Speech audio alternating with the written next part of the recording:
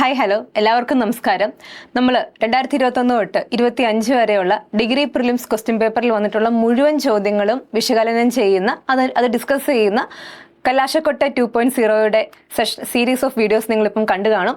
ഇന്ന് നമ്മൾ modern Indian ഹിസ്റ്ററിയിൽ നിന്നുള്ള PYQs ആണ് ഇവിടെ ഡിസ്കസ് ചെയ്യാൻ പോകുന്നത്. നമുക്കറിയാം നമ്മുടെ എക്സാമിൻ്റെ ഫസ്റ്റ് ഫേസ് മെയ് 2 ആണ്. മെയ് 2 എത്തിക്കഴിഞ്ഞു. സെക്കൻഡും തേർഡും ഫേസിലുള്ളവർക്കും ഫസ്റ്റ് ഫേസിലുള്ളവർക്കും ഒരു റിവിഷനായിട്ടും PYQവിനെ പറ്റി ഒരു കംപ്ലീറ്റ് നോളേജ് കിട്ടാനും ഈ ഒരു സെഷൻ നിങ്ങളെ സഹായിക്കും. അപ്പോൾ നമുക്ക് നമ്മുടെ ഓരോ ക്വസ്റ്റ്യൻ പേപ്പറും എടുത്ത് അത് ചോദിച്ചിട്ടുള്ള പ്രധാനപ്പെട്ട ക്വസ്റ്റ്യൻസ് ഏതൊക്കെയാണ് നമുക്കൊന്ന് നോക്കാം. അതുമായി ബന്ധപ്പെട്ട കുറച്ചധികം ഫാക്ട്സും പഠിക്കാം. കാരണം PSC എക്സാംസിന് PYQ വളരെ ഇമ്പോർട്ടൻ്റ് ആണ്. പലവട്ടം ചോദിച്ചിട്ടുള്ള ചോദ്യങ്ങളിൽ നിന്നും അവിടെ നൽകിയിരിക്കുന്ന ഓപ്ഷൻസിൽ നിന്നും പിന്നീടും ചോദ്യങ്ങൾ വരുന്ന നമുക്ക് കാണുവാൻ സാധിക്കും. സോ അതുകൊണ്ട് തന്നെ എല്ലാവരും PYQ സെഷൻ മുഴുവനായിട്ട് കാണുക, എല്ലാ ക്വസ്റ്റ്യനും നോക്കുക. നിങ്ങൾക്ക് അറിയാവുന്ന കാര്യങ്ങൾ വീണ്ടും റിവൈസ് ചെയ്യുക. നിങ്ങൾക്ക് അറിയില്ലാത്ത കാര്യങ്ങളാണെങ്കിൽ അതിനെപ്പറ്റി കൂടുതലായിട്ടൊന്ന് നോട്ട് ചെയ്ത് വെക്കുക. അപ്പോൾ എല്ലാവരെയും ഒരിക്കൽ കൂടി സ്വാഗതം ചെയ്യുന്നു. നമുക്ക് നമ്മുടെ ഫസ്റ്റ് ക്വസ്റ്റ്യൻ നോക്കാം. 2021 ആണ് നമ്മുടെ ഡിഗ്രി പ്രിലിംസ് എക്സാം ആരംഭിച്ച the very first year. 2021 first phase exam 75/2021 question പേപ്പറിൽ നിന്നുള്ള ചോദ്യം നോക്കാം. Which one of the following does not belong to the same category? നമുക്ക് ഓപ്ഷൻസിൻ്റെ അകത്ത് നൽകിയിരിക്കുന്നത് കുറച്ച് മൂവ്മെൻറ്റ്സ് ആണ്. ആ മൂവ്മെൻറ്റ്സിൽ സെയിം കാറ്റഗറിയിൽ പെടാത്ത അല്ലെങ്കിൽ ഒറ്റയാൻ ഏതാണ് എന്നുള്ളതാണ് ഇവിടുത്തെ ചോദ്യം. ഓക്കെ, തന്നിരിക്കുന്ന movement Ulgulan movement, Safahar movement, ഖജാനാഗ റിബല്യൻ, ഗദ്ദാർ മൂവ്മെൻറ്റ്. ഇതിൽ ഒരുപക്ഷെ ചിലതൊന്നും നിങ്ങൾ ഇതുവരെ കേൾക്കാത്ത കാര്യങ്ങളായിരിക്കാം. പക്ഷെ നിങ്ങൾക്ക് അത്രമാത്രം ഫെമിലിയർ അല്ലാത്ത കാര്യങ്ങളല്ല ഇത്. ഉൽഗുലാൻ മൂവ്മെൻറ്റ് എന്ന് പറയുന്നത് നമ്മുടെ ബിർസ മുണ്ടയുടെ ലീഡർഷിപ്പിൽ നടന്ന മുണ്ട റിവോൾട്ടിനെയാണ് നമ്മൾ ഉൽഗുലാൻ മൂവ്മെൻറ്റ് എന്ന് വിളിക്കുന്നത്. സോ മുണ്ട റിവോൾട്ടാണ് ഉൽഗുലാൻ മൂവ്മെൻറ്റ്. ഇനി സഫാഹർ മൂവ്മെന്റ് എന്ന് വെച്ചാൽ എന്താണ്? അത് സന്താൾ ട്രൈബ്സ് ബ്രിട്ടീഷുകാർക്കെതിരെ നടത്തിയ ട്രൈബൽ പോരാട്ടങ്ങളാണ് സഫാഹർ മൂവ്മെന്റ് എന്നുള്ള പേരിൽ അറിയപ്പെടുന്നത്. അടുത്ത് ഖജാനാഗ റിബല്യൻ. ഇതും ആസാം കേന്ദ്രീകരിച്ച് നടന്ന ഒരു ട്രൈബൽ മൂവ്മെന്റ് ആണ്. സോ നമ്മൾ ആദ്യം കണ്ട 3 മൂവ്മെന്റ്സും ഉൽഗുലാൻ ആണെങ്കിലും സഫാഹർ ആണെങ്കിലും ഖജാനാഗ ആണെങ്കിലും ബ്രിട്ടീഷുകാർക്കെതിരെ നടന്ന ട്രൈബൽ മൂവ്മെന്റ്സ് ആണ്. ഗോത്രവർഗ വിഭാഗങ്ങൾ ബ്രിട്ടീഷുകാർക്കെതിരെ നടത്തിയിട്ടുള്ള മൂവ്മെന്റ്സ് ആണ്. അവർ ബ്രിട്ടീഷേഴ്സിനെയും മറ്റ് അവരുടെ ഫോറസ്റ്റിലോട്ട് വരുന്ന മറ്റാളുകളെയും ദിക്കൂസ് ആയിട്ടാണ് കണ്ടത്. ദിക്കു മീൻസ് ഔട്ട്സൈഡേഴ്സ്. ഈ ഔട്ട്സൈഡേഴ്സിന്റെ ഇന്റർവെൻഷൻ എതിരായിട്ടാണ് ട്രൈബൽ പോരാട്ടങ്ങൾ ആരംഭിക്കുന്നത്. അപ്പോൾ ഉൽഗുലാനും സഫാഹറും ഖജാനാഗ റിബല്യനും എന്താണ്? ട്രൈബൽ മൂവ്മെന്റ്സ് ആണ്. പക്ഷെ ഗദ്ദാർ മൂവ്മെന്റ് ട്രൈബൽ മൂവ്മെന്റ് അല്ല. അത് മറ്റൊരു ആംഡ് റെവല്യൂഷണറി മൂവ്മെന്റ് ആണ്. ഒരു സായുധ കലാപം ബ്രിട്ടീഷുകാർക്കെതിരെ പ്ലാൻ ചെയ്ത ഒരു വിപ്ലവ പ്രസ്ഥാനമാണ് ഗദ്ദാർ പാർട്ടി, ഗദ്ദാർ മൂവ്മെന്റും. 1913 സാൻ ഫ്രാൻസിസ്കോയിലാണ് ഈ മൂവ്മെന്റ് ആരംഭിക്കുന്നത്. അതായത് ഇന്ത്യക്കാരുടെ സ്വാതന്ത്ര്യത്തിന് വേണ്ടി ബ്രിട്ടീഷുകാർക്കെതിരെ ഇന്ത്യക്ക് പുറത്ത് സംഘടിപ്പിച്ച ഒരു വിപ്ലവ പ്രസ്ഥാനമാണ് ഗദ്ദാർ മൂവ്മെന്റ് എന്നുള്ള കാര്യം ഓർക്കുക. ലാലാ ഹർദയാൽ ആയിരുന്നു ഇതിന്റെ പ്രധാനപ്പെട്ട ലീഡർ. അപ്പൊ നമ്മൾ ഈ 4 മൂവ്മെന്റ് വെച്ച് നോക്കുമ്പോൾ ഉൽഗുലാൻ ട്രൈബൽ മൂവ്മെന്റ് ആണ്, സഫാഹർ ട്രൈബൽ മൂവ്മെന്റ് ആണ്, ഖജാനാഗ റിബല്യൻ ട്രൈബൽ മൂവ്മെന്റ് ആണ്. ഗദ്ദാർ മൂവ്മെന്റ് ആണ് ഇതിൽ വ്യത്യസ്തമായിട്ട് ഒറ്റയാനായിട്ട് നിൽക്കുന്നത്. അതൊരു വിപ്ലവ പ്രസ്ഥാനമാണ്, പക്ഷെ അതിന് ട്രൈബൽ ഐഡന്റിറ്റിയുമായി ബന്ധമില്ല. സോ ഇവിടുത്തെ റൈറ്റ് ആൻസർ ഓപ്ഷൻ ഡി ആണ്, ഫോർ ഒള്ളി. കാര്യങ്ങൾ മനസ്സിലായല്ലോ. സോ ബിർസ മുണ്ട നടത്തിയ മുണ്ട കലാപത്തിന് ഉൽഗുലാൻ മൂവ്മെന്റ് എന്നുള്ള പേരുണ്ട്. സഫാഹർ മൂവ്മെന്റ് എന്ന് പറഞ്ഞാൽ സന്താൽ കലാപത്തിന്റെ മറ്റൊരു പേരാണെന്നുള്ള കാര്യം ഓർക്കുക. ഖജാനാഗ റിബല്യൻ ഒരു ട്രൈബൽ റിബല്യൻ ആണ്. അസാം മണിപ്പൂർ റീജിയണിലാണ് നടന്നത് എന്നുള്ള കാര്യം കൂടി ഓർക്കുക. അറിയില്ലാത്ത കാര്യങ്ങൾ കൃത്യമായിട്ടൊന്ന് നോട്ട് ചെയ്ത് വെക്കണം. ഓക്കെ, ഇനി ഇതേ ക്വസ്റ്റ്യൻ പേപ്പറിൽ മോഡേൺ ഇന്ത്യൻ ഹിസ്റ്ററിയും ചോദിച്ച മറ്റൊരു ക്വസ്റ്റ്യൻ. ഇത് പോസ്റ്റ് ഇൻഡിപെൻഡന്റ് റീജിയൺ എന്നുള്ള ക്വസ്റ്റ്യൻ ആണ്. ചിപ്കോ മൂവ്മെന്റിനെ പറ്റിയിട്ടുള്ള ചോദ്യമാണ്. ചിപ്കോ മൂവ്മെന്റുമായി ബന്ധപ്പെട്ട് തെറ്റായിട്ടുള്ള പ്രസ്താവന ഏത് എന്നുള്ളതാണ് ചോദ്യം. ഒന്നാമത്തെ പ്രസ്താവന, Chipko movement was an agrarian movement ആയിരുന്നോ? ചിപ്കോ മൂവ്മെന്റ് നമുക്കറിയാം 1973 ഉത്തരാഖണ്ഡിലെ ഗ്രാമങ്ങളിൽ നടന്നൊരു മൂവ്മെന്റ് ആണ്. അതൊരു അഗ്രേറിയൻ മൂവ്മെന്റ്, കാർഷിക മേഖലയുമായി ബന്ധപ്പെട്ട മൂവ്മെന്റ് അല്ല, മറിച്ച് ഫോറസ്റ്റ് കൺസർവേഷൻ, വനവിഭവങ്ങളുടെ സംരക്ഷണവുമായി ബന്ധപ്പെട്ട മൂവ്മെന്റ് ആണ് നമ്മുടെ ചിപ്കോ മൂവ്മെന്റ്. ഫോറസ്റ്റ് കൺസർവേഷനുമായി ബന്ധപ്പെട്ടതായതുകൊണ്ട് തന്നെ അത് അഗ്രേറിയൻ മൂവ്മെന്റ് അല്ല, ഫോറസ്റ്റ് കൺസർവേഷൻ മൂവ്മെന്റ് ആണ്. മരങ്ങളെ കെട്ടിപ്പിടിച്ച്, ചിപ്കോ എന്ന വാക്കിനർത്ഥം തന്നെ ടു ഹഗ് എന്നാണ്. മരങ്ങളെ കെട്ടിപ്പിടിച്ച് വില്ലേജസിലെ സ്ത്രീകൾ നടത്തിയിട്ടുള്ള ഒരു മൂവ്മെന്റ് ആണിത്. So Chipko movement was an agrarian movement എന്നുള്ള സ്റ്റേറ്റ്മെന്റ് ഇവിടെ തെറ്റായിട്ടുള്ള സ്റ്റേറ്റ്മെന്റ് ആണ്. അപ്പോൾ നമുക്കൊന്ന് എലിമിനേഷൻ്റെ ഐഡിയ നോക്കാം. ഒന്നാമത്തെ സ്റ്റേറ്റ്മെന്റ് തെറ്റായിട്ടുള്ള, ബാക്കി എലിമിനേഷൻ ഒക്കെ ഒന്നാമത്തെ സ്റ്റേറ്റ്മെന്റിനെ പറ്റി പറഞ്ഞിരിക്കുന്ന ഓപ്ഷൻസ് നമുക്കൊന്ന് മാർക്ക് ചെയ്യാം. ഓക്കെ, ഡി നമുക്കിവിടെ കട്ട് ചെയ്യാം. ബാക്കി എല്ലായിടത്തും തന്നെ ഒന്നാമത്തെ സ്റ്റേറ്റ്മെന്റിന്റെ കാര്യം പറയുന്നുണ്ട്. നമ്മളോട് ചോദിച്ചേക്കുന്നത് ശരിയല്ലാത്ത പ്രസ്താവന കണ്ടുപിടിക്കാനാണ്. അപ്പൊ നമുക്ക് രണ്ടാമത്തത് നോക്കാം. Chipko movement got inspired by Sarvodaya movement. ശരിയാണോ? യെസ്, ഇത് ശരിയായിട്ടുള്ളൊരു പ്രസ്താവനയാണ്.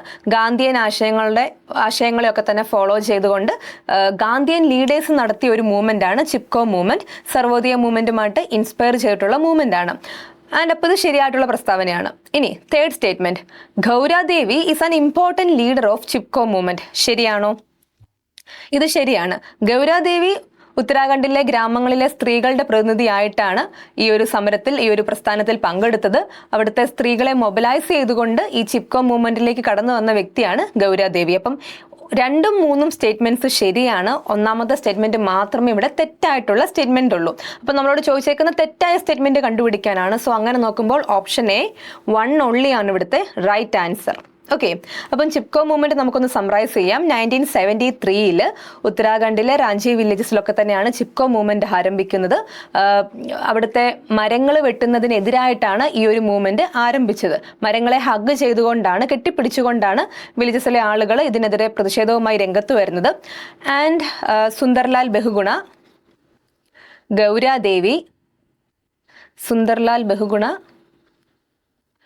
ഗൗരാദേവി, അതേപോലെ തന്നെ ചണ്ഡി പ്രസാദ് തുടങ്ങിയവരാണ് ഇതിന്റെ പ്രധാനപ്പെട്ട ലീഡേഴ്സ്. ഗൗരാദേവി, ചണ്ഡി പ്രസാദ് ഭട്ട് തുടങ്ങിയവരാണ് ഇതിന്റെ പ്രധാനപ്പെട്ട ലീഡേഴ്സ് എന്നുള്ള കാര്യം ഓർക്കുക. ഇതൊരു വിജയം വരിച്ച മൂവ്മെന്റ് ആണ്. നമ്മൾ പോസ്റ്റ് ഇൻഡിപെൻഡന്റ് പീരീഡിലെ ഏറ്റവും പ്രധാനപ്പെട്ട പരിസ്ഥിതി പ്രസ്ഥാനവുമായി ബന്ധപ്പെട്ടിരിക്കുന്ന ഒന്നാണ് ചിപ്കോ മൂവ്മെന്റ് എന്നുള്ള കാര്യം ഓർക്കുക. അപ്പോൾ ഇതിന്റെ കുറച്ച് ഇനിയിപ്പോൾ നിങ്ങൾ ചെയ്യേണ്ട ഒരു കാര്യം, ഈ ചിപ്കോ പ്രസ്ഥാനവും അതേപോലെ നിൽക്കുന്ന പ്രധാനപ്പെട്ട പരിസ്ഥിതി പ്രസ്ഥാനങ്ങളും കൂടി ഒന്ന് നോട്ട് ചെയ്യുന്നത് ബെറ്റർ ആയിരിക്കും. ഇനി ഈ ക്വസ്റ്റ്യൻ പേപ്പറിൽ നിന്ന് വന്ന മറ്റൊരു ക്വസ്റ്റ്യൻ നമുക്ക് നോക്കാം. ഇത് മിഡീവൽ ഇന്ത്യൻ ഹിസ്റ്ററി എന്നുള്ള ചോദ്യമാണ്. മിഡീവൽ ഇന്ത്യൻ ഹിസ്റ്ററി അത്യാവശ്യം വാസ്റ്റ് ആയിട്ടുള്ളൊരു ടോപ്പിക്കാണ്. പക്ഷേ PSC എക്സാമിന് നാളിതുവരെ മുഗൾ പീരീഡിനെ പറ്റി, പർട്ടിക്കുലർലി അക്ബറിന്റെ ഒരു കാലഘട്ടത്തെ പറ്റിയുള്ള ചോദ്യങ്ങളാണ് കൂടുതലും ചോദിച്ചു കണ്ടിരിക്കുന്നത്. നിങ്ങൾ 21 മുതലുള്ള ഏത് ക്വസ്റ്റ്യൻ പേപ്പർ നോക്കിയാലും നമുക്ക് മിഡീവൽ ഇന്ത്യ എന്നുള്ള ചോദ്യങ്ങൾ കൂടുതലും മുഗൾ പീരീഡുമായി ബന്ധപ്പെട്ടിരിക്കുന്ന ചോദ്യങ്ങളാണെന്ന് മനസ്സിലാക്കാൻ സാധിക്കും. അപ്പോൾ നമ്മുടെ ഫസ്റ്റ് ക്വസ്റ്റ്യൻ പേപ്പറിലും ഒരു മിഡീവൽ ഇന്ത്യ എന്നുള്ള ചോദ്യമാണ്. മുഗൾ ഹിസ്റ്ററിയുമായി ബന്ധപ്പെട്ട ക്വസ്റ്റ്യൻ ആണ്. ക്വസ്റ്റ്യൻ എന്താണെന്ന് വെച്ചാൽ, which of the following terms does not indicate land during the Mughal days.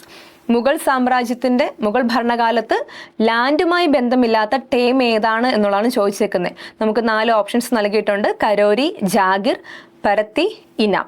ഇതിന്റെ കറക്റ്റ് ആൻസർ എന്ന് പറയുന്നത് കരോരിയാണ്. കരോരി എന്ന് പറയുന്നത് ഒരു റവന്യൂ ഒഫീഷ്യലിനെ വിളിക്കുന്ന പേരാണ്. മുഗൾ പീരീഡിൽ റവന്യൂ ഉദ്യോഗസ്ഥരെ വിളിച്ചിരുന്ന പേരാണ് കരോരി എന്ന് പറയുന്നത്. ജാഗിർ എന്താണ്? അത് ഭൂമിയുമായി, ലാൻഡുമായി ബന്ധപ്പെട്ടിരിക്കുന്ന ടൈമാണ്.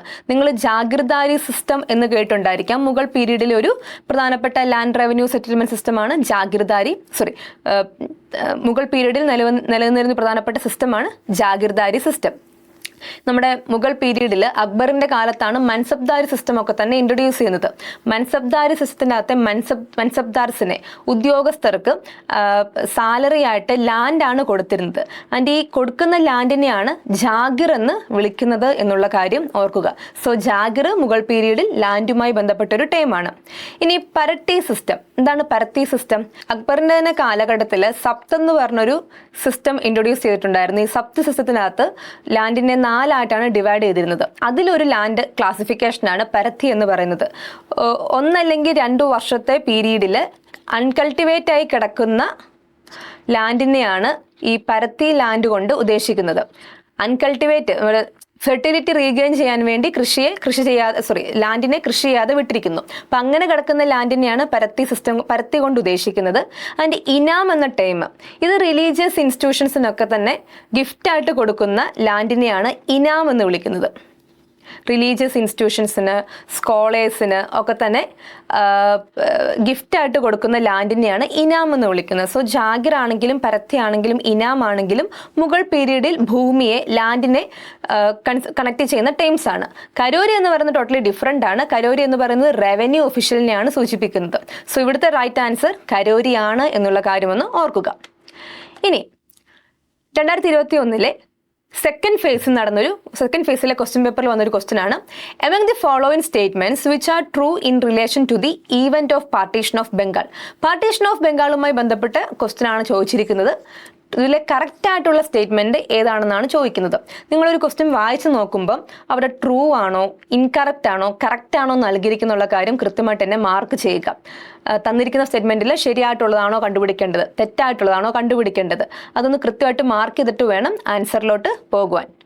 അപ്പം ഇവിടെ നമുക്ക് പാർട്ടീഷൻ ഓഫ് ബംഗാളുമായി ബന്ധപ്പെട്ട് ട്രൂ ആയിട്ടുള്ള സ്റ്റേറ്റ്മെന്റാണ് ചോദിച്ചേക്കുന്നത്.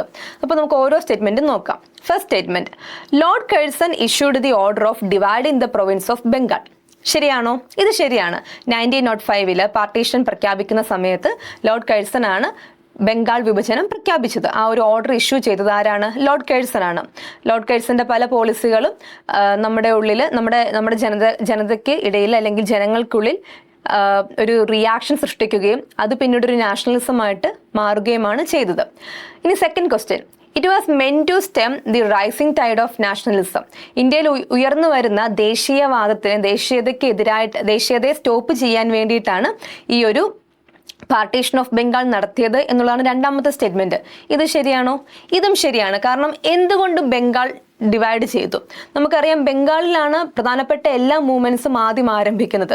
നവോത്ഥാന പ്രസ്ഥാനമാണെങ്കിലും ഇന്ത്യൻ ദേശീയ പ്രസ്ഥാനമാണെങ്കിലും അതിൻ്റെയൊക്കെ തന്നെ ഫസ്റ്റ് സ്റ്റെപ്സ് നമുക്ക് കാണുന്നത് ബംഗാളിലാണ്. And Bengal itself is known as the nursery of Indian nationalism. Indian ദേശീയതയുടെ നേഴ്സറി ഈറ്റില്ലം എന്നാണ് ഈ ബംഗാൾ അറിയപ്പെടുന്നത്. ആൻഡ് അവിടുത്തെ ഹിന്ദു മുസ്ലിം യൂണിറ്റിയെ തകർക്കുവാൻ വേണ്ടിയും അവിടെ ഉയർന്നു വരുന്ന ദേശീയത തകർക്കാൻ വേണ്ടിയിട്ടുമാണ് പാർട്ടീഷൻ ഓഫ് ബംഗാളുമായിട്ട് ലോർഡ് കഴ്സൺ കടന്നു വരുന്നത്. അപ്പോൾ ഈ രണ്ടാമത്തെ സ്റ്റേറ്റ്മെന്റും ശരിയാണ്. 1ഉം 2ഉം സ്റ്റേറ്റ്മെന്റ്സ് ശരിയാണ്. ഇനി നമുക്ക് മൂന്നാമത്തെ സ്റ്റേറ്റ്മെന്റ് നോക്കാം. Indian nationalist did not say the partition as an attempt to divide Indians on religious ground. ഈ സ്റ്റേറ്റ്മെന്റ് ശരിയാണോ?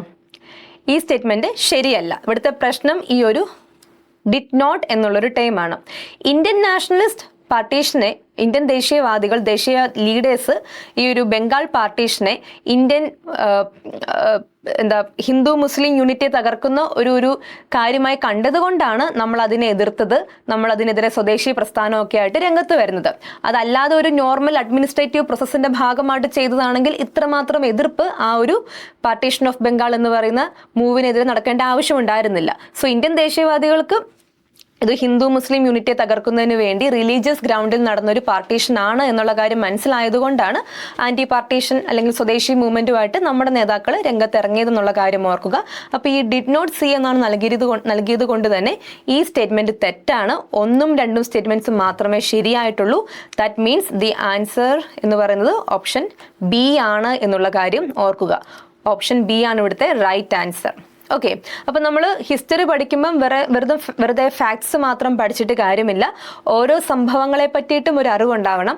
പാർട്ടീഷൻ ഓഫ് ബംഗാളിൽ എന്താണ് സംഭവിച്ചത്, അല്ലെങ്കിൽ സൈമൺ കമ്മീഷനെ നമ്മൾ എന്തിനാണ് എതിർത്തത്, പൂന പാക്ടിന്റെ കാരണം എന്താണ്, തുടങ്ങിയിട്ടുള്ള ഓരോ സംഭവങ്ങളുടെ പിന്നിലെ കാരണങ്ങൾ കൂടി അറിഞ്ഞെങ്കിൽ മാത്രമേ ഹിസ്റ്ററിക്ക് നമുക്ക് സ്കോർ കിട്ടത്തുള്ളൂ. ജസ്റ്റ് ഫാക്ട്സ് മാത്രം പഠിച്ചതുകൊണ്ട് കാര്യമില്ല എന്നുള്ള കാര്യം ഓർക്കുക.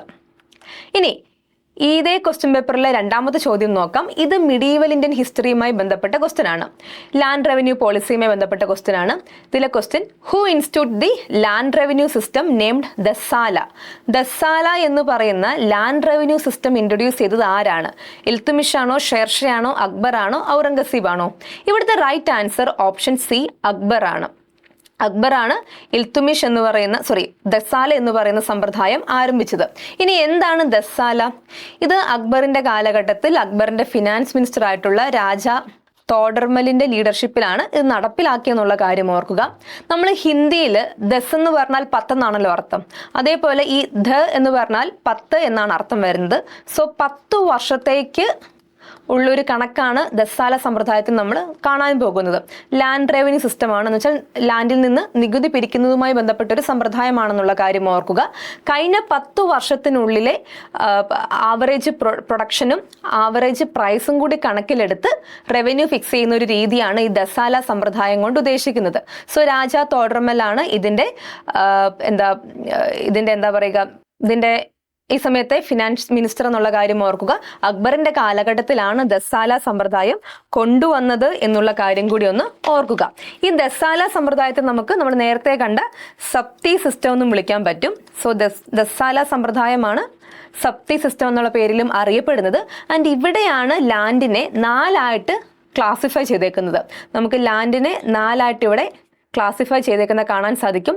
The very first one is Polaj ഉണ്ട്, ദെൻ പരത്തി ഉണ്ട്, ദെൻ ചച്ചറുണ്ട്, ബെഞ്ചറുണ്ട്. പ്രൊനൗൺസിയേഷൻ കുറച്ച് ഡിഫറെൻ്റ് ആയിരിക്കാം, ഞാനിത് വായിക്കുന്നതേ ഉള്ളൂ. സോ ഇതൊക്കെയാണ് പ്രധാനപ്പെട്ട ലാൻഡ് ക്ലാസിഫിക്കേഷൻ. ഈ പൊളാജ് എന്ന് പറയുന്നത് എപ്പോഴും സ്ഥിരമായിട്ട് കൃഷി ചെയ്യപ്പെടുന്ന ലാൻഡിനെയാണ് പൊളാജ് എന്നുകൊണ്ട് ഉദ്ദേശിക്കുന്നത്. പരത്തി എന്നുകൊണ്ട് ഉദ്ദേശിക്കുന്നത് നമ്മൾ നേരത്തെ കണ്ട പോലെ ഒരു വർഷം അല്ലെങ്കിൽ 2 വർഷത്തേക്ക് കൃഷി ചെയ്യാതെ കിടക്കുന്ന ലാൻഡിനെയാണ് നമ്മൾ പരത്തി എന്നുകൊണ്ട് ഉദ്ദേശിക്കുന്നത്. ഇവിടെ എന്തുകൊണ്ടാണ് കൃഷി ചെയ്യാത്തതെന്ന് ചോദിച്ചാൽ ഫെർട്ടിലിറ്റി മെയിൻറ്റെയിൻ ചെയ്യാൻ വേണ്ടിയിട്ടാണ്, ഫെർട്ടിലിറ്റി റീഗെയിൻ ചെയ്യാൻ വേണ്ടിയിട്ടാണ് പരത്തിയിൽ കൃഷി ചെയ്യാതിരിക്കുന്നത്. ആൻഡ് ചച്ച എന്ന് പറയുന്നത് ഒരു 4 വർഷം വരെയൊക്കെ തന്നെ കൃഷി ചെയ്യാതെ തരിച്ചായിട്ട് കിടക്കുന്ന ലാൻഡിനെയാണ് ചച്ചർ എന്നുകൊണ്ട് ഉദ്ദേശിക്കുന്നത്. ബെഞ്ചർ എന്ന് പറഞ്ഞാൽ 5 വർഷത്തിന് മുകളിൽ കൃഷി ഇറക്കാതെ കിടക്കുന്ന ലാൻഡിനെ, അൺകൾട്ടിവേറ്റഡ് ലാൻഡിനെയാണ് ബെഞ്ചർ എന്നുകൊണ്ട് ഉദ്ദേശിക്കുന്നത്. സോ പൊളാജ്, പരത്തി, ചച്ചർ, ബെഞ്ചർ ഒക്കെ തന്നെ സപ്തി സമ്പ്രദായം അനുസരിച്ചിട്ടുള്ള ലാൻഡ് ക്ലാസിഫിക്കേഷൻ ആണ് എന്നുള്ള കാര്യം ഓർക്കുക. ഭൂമിയുമായി, ലാൻഡുമായി ബന്ധപ്പെട്ട ടേം ആണ് എന്നുള്ള കാര്യം കൂടി ഒന്ന് ഓർക്കുക. അക്ബറിന്റെ കാലത്താണ് ദസാല അല്ലെങ്കിൽ സപ്തി സിസ്റ്റം കൊണ്ടുവന്നത്. ആ സമയത്തെ അക്ബറിന്റെ ഫിനാൻസ് മിനിസ്റ്റർ രാജാ തോഡർമൽ ആയിരുന്നു എന്നുള്ള കാര്യം കൂടി ഓർക്കുക. 1580 1580 ഈ സിസ്റ്റം ആരംഭിക്കുന്നത് എന്നുള്ള കാര്യം കൂടി നോട്ട് ചെയ്ത് വെക്കുക. അപ്പോൾ ഈ ഓപ്ഷൻ്റെ അകത്ത് നമ്മൾ പഠിക്കേണ്ട വേറൊരു വ്യക്തിയാണ് ഇൽത്തുമിഷ്. ഇൽത്തുമിഷ് ഡൽഹി സുൽത്താനേറ്റുമായി ബന്ധപ്പെട്ട സുൽത്താനാണ്. ആൻഡ് ഇൽത്തുമിഷിന്റെ സമയത്താണ് ഇക്ത സിസ്റ്റം കൊണ്ടുവരുന്നത്. മുഗൾ പീരീഡിൽ നമ്മൾ കേൾക്കുന്ന ജാഗിർദാരി സിസ്റ്റത്തിന്റെ മറ്റൊരു പതിപ്പാണ് ഇക്ത സമ്പ്രദായം. ഈ ഇക്ത സമ്പ്രദായം കൊണ്ടുവരുന്നത് ഇൽത്തുമിഷ് ആണ് എന്നുള്ള കാര്യം ഓർക്കുക. ഓക്കെ, അപ്പൊ ഇതൊക്കെയാണ് പ്രധാനപ്പെട്ട ഈ ക്വസ്റ്റ്യനുമായി ബന്ധപ്പെട്ട പ്രധാനപ്പെട്ട ഫാക്ട്സ്. ഇപ്പൊ ഇക്ത സമ്പ്രദായം ഇൽത്തുമിഷ് കൊണ്ടുവന്നു. ഇക്ത സമ്പ്രദായത്തിന്റെ മുഗൾ പീരീഡിലെ വേർഷനാണ് ജാഗിർദാരി സിസ്റ്റം എന്നുള്ള കാര്യം ഓർക്കുക. അപ്പൊ ഈ ജാഗിർ എന്ന് പറയുന്നതും ലാൻഡിനെ സൂചിപ്പിക്കുന്ന പദമാണ് എന്നുള്ള കാര്യം ഒന്ന് ഓർത്തു വെച്ചേരെ. ഇനി അടുത്തൊരു ക്വസ്റ്റ്യൻ പോസ്റ്റ് ഇൻഡിപെൻഡൻസുമായി ബന്ധപ്പെട്ട ക്വസ്റ്റ്യൻ ആണ്. ഇതേ ക്വസ്റ്റ്യൻ പേപ്പറിൽ നമ്മൾ കാണുന്ന the third question. The 3 pillars of Jawaharlal Nehru's development strategy in post independent India were. So ഇന്ത്യയുടെ ഫസ്റ്റ് പ്രൈം മിനിസ്റ്റർ ആയിട്ടുള്ള ജവഹർലാൽ നെഹ്റുവിന്റെ ഡെവലപ്മെന്റ് പോളിസിയെ പറ്റിയിട്ടുള്ള ചോദ്യമാണ്. അപ്പം തന്നിരിക്കുന്ന ഓപ്ഷൻസിൽ നമ്മൾ കണ്ടുപിടിക്കണം. 4 ഓപ്ഷൻസ് ആണ് നൽകിയേക്കുന്നത്. ഫസ്റ്റ് ഓപ്ഷൻ നമുക്ക് നോക്കാം. Planning for rapid industrial and agriculture growth. ഈ സ്റ്റേറ്റ്മെന്റ് ശരിയാണോ? Planning for rapid industrial and agriculture growth നെഹ്റുവിൻ്റെ എക്കണോമിക് അല്ലെങ്കിൽ ഡെവലപ്മെന്റ് പോളിസിയുമായി ബന്ധപ്പെട്ടതാണോ? അബ്സല്യൂട്ട്ലി റൈറ്റ് ആണ്. കാരണം നമുക്കറിയാം നമ്മുടെ ഫസ്റ്റ് 5-year പ്ലാൻ കൃഷിയേക്കാണ് ഫോക്കസ് കൊടുത്തത്. സെക്കൻഡ് 5-year പ്ലാൻ ഇൻഡസ്ട്രിക്കാണ് ഫോക്കസ് കൊടുത്തത്. നെഹ്റുവിൻ്റെ ഇക്കണോമിക് പോളിസി ആണെങ്കിലും അദ്ദേഹത്തിൻ്റെ ഡെവലപ്മെന്റ് പോളിസി ആണെങ്കിലും ഇൻഡസ്ട്രിയലൈസേഷനെയും അതേപോലെ തന്നെ അഗ്രികൾച്ചർ ഗ്രോത്തിനെയും ബേസ് ചെയ്ത് നിൽക്കുന്ന ഒരു പോളിസിയാണ്. സോ അതുകൊണ്ട് തന്നെ ഈ സ്റ്റേറ്റ്മെന്റ് ശരിയാണ് എന്ന് നമുക്ക് പറയാൻ സാധിക്കും. ഒന്നാമത്തെ പോയിന്റ് ശരിയാണ്. അപ്പോൾ ഓപ്ഷൻ എയിലും ഓപ്ഷൻ ബിയിലും ഓപ്ഷൻ സിയിലും ഓപ്ഷൻ ഡിയിലും ഈ ഒരു പർട്ടിക്കുലർ പോയിന്റ് റിപ്പീറ്റ് ചെയ്യുന്നുണ്ട്. ഇനി സെക്കൻഡ് പോയിന്റ് നോക്കാം. A private sector to develop strategic industries. ഈ ഒരു പോയിന്റ് ശരിയാണോ? എ പ്രൈവറ്റ് സെക്ടർ, സ്വകാര്യ മേഖലയ്ക്കാണോ ഇമ്പോർട്ടൻ്റ് ആയിട്ടുള്ള ഇൻഡസ്ട്രീസ് ഒക്കെ തന്നെ ബിൽഡ് ചെയ്യാനുള്ള പെർമിഷൻ കൊടുത്തത്? അല്ല. നെഹ്റുവിൻ്റെ സമയത്ത് അദ്ദേഹം ഒരു സോഷ്യലിസ്റ്റ് ആശയങ്ങൾ പിന്തുടരുന്ന വ്യക്തി ആയതുകൊണ്ട് തന്നെ പബ്ലിക് സെക്ടറിന്റെ കൈകളിലായിരുന്നു പ്രധാനപ്പെട്ട സ്ട്രാറ്റജിക് ഇമ്പോർട്ടൻ്റ് ആയിട്ടുള്ള ഇൻഡസ്ട്രീസ് ഒക്കെ തന്നെ, അല്ലെങ്കിൽ ഹെവി ഇൻഡസ്ട്രീസ് ഒക്കെ തന്നെ റൺ ചെയ്തിരുന്നത് ആരായിരുന്നു? പബ്ലിക് സെക്ടർ ആയിരുന്നു. നമ്മൾ പ്രധാനപ്പെട്ട ഇരുമ്പുരുക്ക് വ്യവസായശാലകളൊക്കെ തന്നെ പഠിച്ചിട്ടുണ്ട്. സോ പബ്ലിക് സെക്ടറിനാണ് അദ്ദേഹം ഇമ്പോർട്ടൻസ് കൊടുത്തത്. സ്ട്രാറ്റജിക് ഇൻഡസ്ട്രീസ് ഒക്കെ തന്നെ പബ്ലിക് സെക്ടറിലായിരുന്നു, പ്രൈവറ്റ് സെക്ടറിലല്ലായിരുന്നു. അപ്പോൾ ഈ പ്രൈവറ്റ് എന്ന് വരുന്ന എല്ലാ ഓപ്ഷൻസും നമുക്ക് എലിമിനേറ്റ് ചെയ്യാൻ സാധിക്കും. ഓപ്ഷൻ എയിൽ പ്രൈവറ്റ് വരുന്നുണ്ട്, ഓപ്ഷൻ സിയിൽ പ്രൈവറ്റ് വരുന്നുണ്ട്, ഓപ്ഷൻ ഡിയിൽ പ്രൈവറ്റ് വരുന്നുണ്ട്. ആൻഡ് മൂന്നാമത്തെ എന്താണ്? A mixed economic model. Yes, independent India സ്വീകരിച്ചിരുന്ന ഒരു ഇക്കണോമിക് മോഡൽ എന്ന് പറയുന്നത് മിക്സ്ഡ് ഇക്കോണമി ആയിരുന്നു. നമ്മൾ പൂർണ്ണമായിട്ടും ഒരു ക്യാപിറ്റലിസ്റ്റ് സമ്പദ് വ്യവസ്ഥയായിരുന്നില്ല, പൂർണ്ണമായിട്ടും ഒരു സോഷ്യലിസ്റ്റ് സമ്പദ് വ്യവസ്ഥയായിരുന്നില്ല. പബ്ലിക് സെക്ടറും ഇവിടെ പ്ലേ ചെയ്യുന്നുണ്ട്, പ്രൈവറ്റ് സെക്ടറും ഇവിടെ പ്ലേ ചെയ്യുന്നുണ്ട്. പക്ഷേ സ്ട്രാറ്റജിക്കലി ഇമ്പോർട്ടൻ്റ് ആയിട്ടുള്ള എല്ലാ ഇൻഡസ്ട്രീസും റൺ ചെയ്യുന്നത് ആരാണ്? പബ്ലിക് സെക്ടർ ആയിരിക്കും എന്ന് മാത്രം. സോ ഇവിടുത്തെ റൈറ്റ് ആൻസർ എന്ന് പറയുന്നത് ഓപ്ഷൻ ബി ആണ് എന്നുള്ള കാര്യം നോട്ട് ചെയ്ത് വെക്കുക. ഓക്കെ, അപ്പം ഓപ്ഷൻ ബി ആണ് ഇവിടുത്തെ റൈറ്റ് ആൻസർ. ഇനി നമുക്ക് അടുത്ത ക്വസ്റ്റ്യൻ നോക്കാം. ഇത് 2022 ഡിഗ്രി പ്രിലിംസിന് ചോദിച്ച ക്വസ്റ്റ്യൻ ആണ്. നമ്മുടെ റീഫോർമേഷൻ റിനേസൻസുമായി ബന്ധപ്പെട്ടിട്ടുള്ള പ്രസ്ഥാനങ്ങളും അതിന് നേതൃത്വം കൊടുത്ത വക്താക്കളെ പറ്റിയിട്ടുള്ള ഒരു മാച്ച് ദ ഫോളോയിങ് ക്വസ്റ്റ്യൻ ആണിത്. സോ തത്വബോധിനി സഭ, റഹ്നുമായി മസ്ജിദുൻ സഭ, ധർമ്മസഭ, സേവാസദൻ തുടങ്ങിയിട്ടുള്ള സഭകളാണ് നൽകിയിരിക്കുന്നത്. BM മലബാറി, രാധാകാന്ത് ദേബ്, ദേവേന്ദ്രനാഥ് ടാഗോർ, നവറോജി ഫിർദൂജി ഒക്കെയാണ് ഇവിടെ നമുക്ക് നൽകിയിരിക്കുന്ന മറ്റ് ലീഡേഴ്സ്. അപ്പോൾ നമുക്കൊന്ന് മാച്ച് ചെയ്ത് നോക്കാം. തത്വബോധിനി സഭ ആരുടേതാണ്? നമ്മൾ റിനേസൻസ് പഠിച്ചിട്ടുള്ളതാണ്. തത്വബോധിനി സഭ ആരുടേതാണ്? ദേവേന്ദ്രനാഥ് ടാഗോറിൻ്റെതാണ്. ഒന്നാമത്തേത് സിയുമായിട്ടാണ് മാച്ച് ചെയ്തേക്കുന്നത്. അങ്ങനെ നമുക്ക് 2 ഓപ്ഷനാണ് ഇവിടെ ഉള്ളത്. അപ്പോൾ ഈ തത്വബോധിനി സഭയൊക്കെ തന്നെ പ്രവർത്തനം ആരംഭിച്ച ശേഷമാണ് ദേവേന്ദ്രനാഥ് ടാഗോർ എങ്ങോട്ടേക്ക് പോകുന്നത്? ബ്രഹ്മസമാജിലേക്ക് പോകുന്നത്. പിന്നെ രാജാറാം മോഹൻ റോയുടെ മരണശേഷം ബ്രഹ്മസമാജിന്റെ ലീഡർഷിപ്പിലോട്ട് അദ്ദേഹം കടന്നു വരികയാണ് ചെയ്തത്. തത്വബോധിനി സഭയാണെങ്കിലും തത്വബോധിനി പത്രികയാണെങ്കിലും ആരുടേതാണ്? ദേവേന്ദ്രനാഥ് ടാഗോറിൻ്റെതാണ് എന്നുള്ള കാര്യം ഓർത്തു വെക്കുക. ഇനി റഹ്നുമായി മത്സ്യാദൻ സഭ ഇതെന്താണ്? ഇത് പാർസി റീഫോംസുമായിട്ട് ബന്ധപ്പെട്ട ഒരു പ്രസ്ഥാനമാണ്.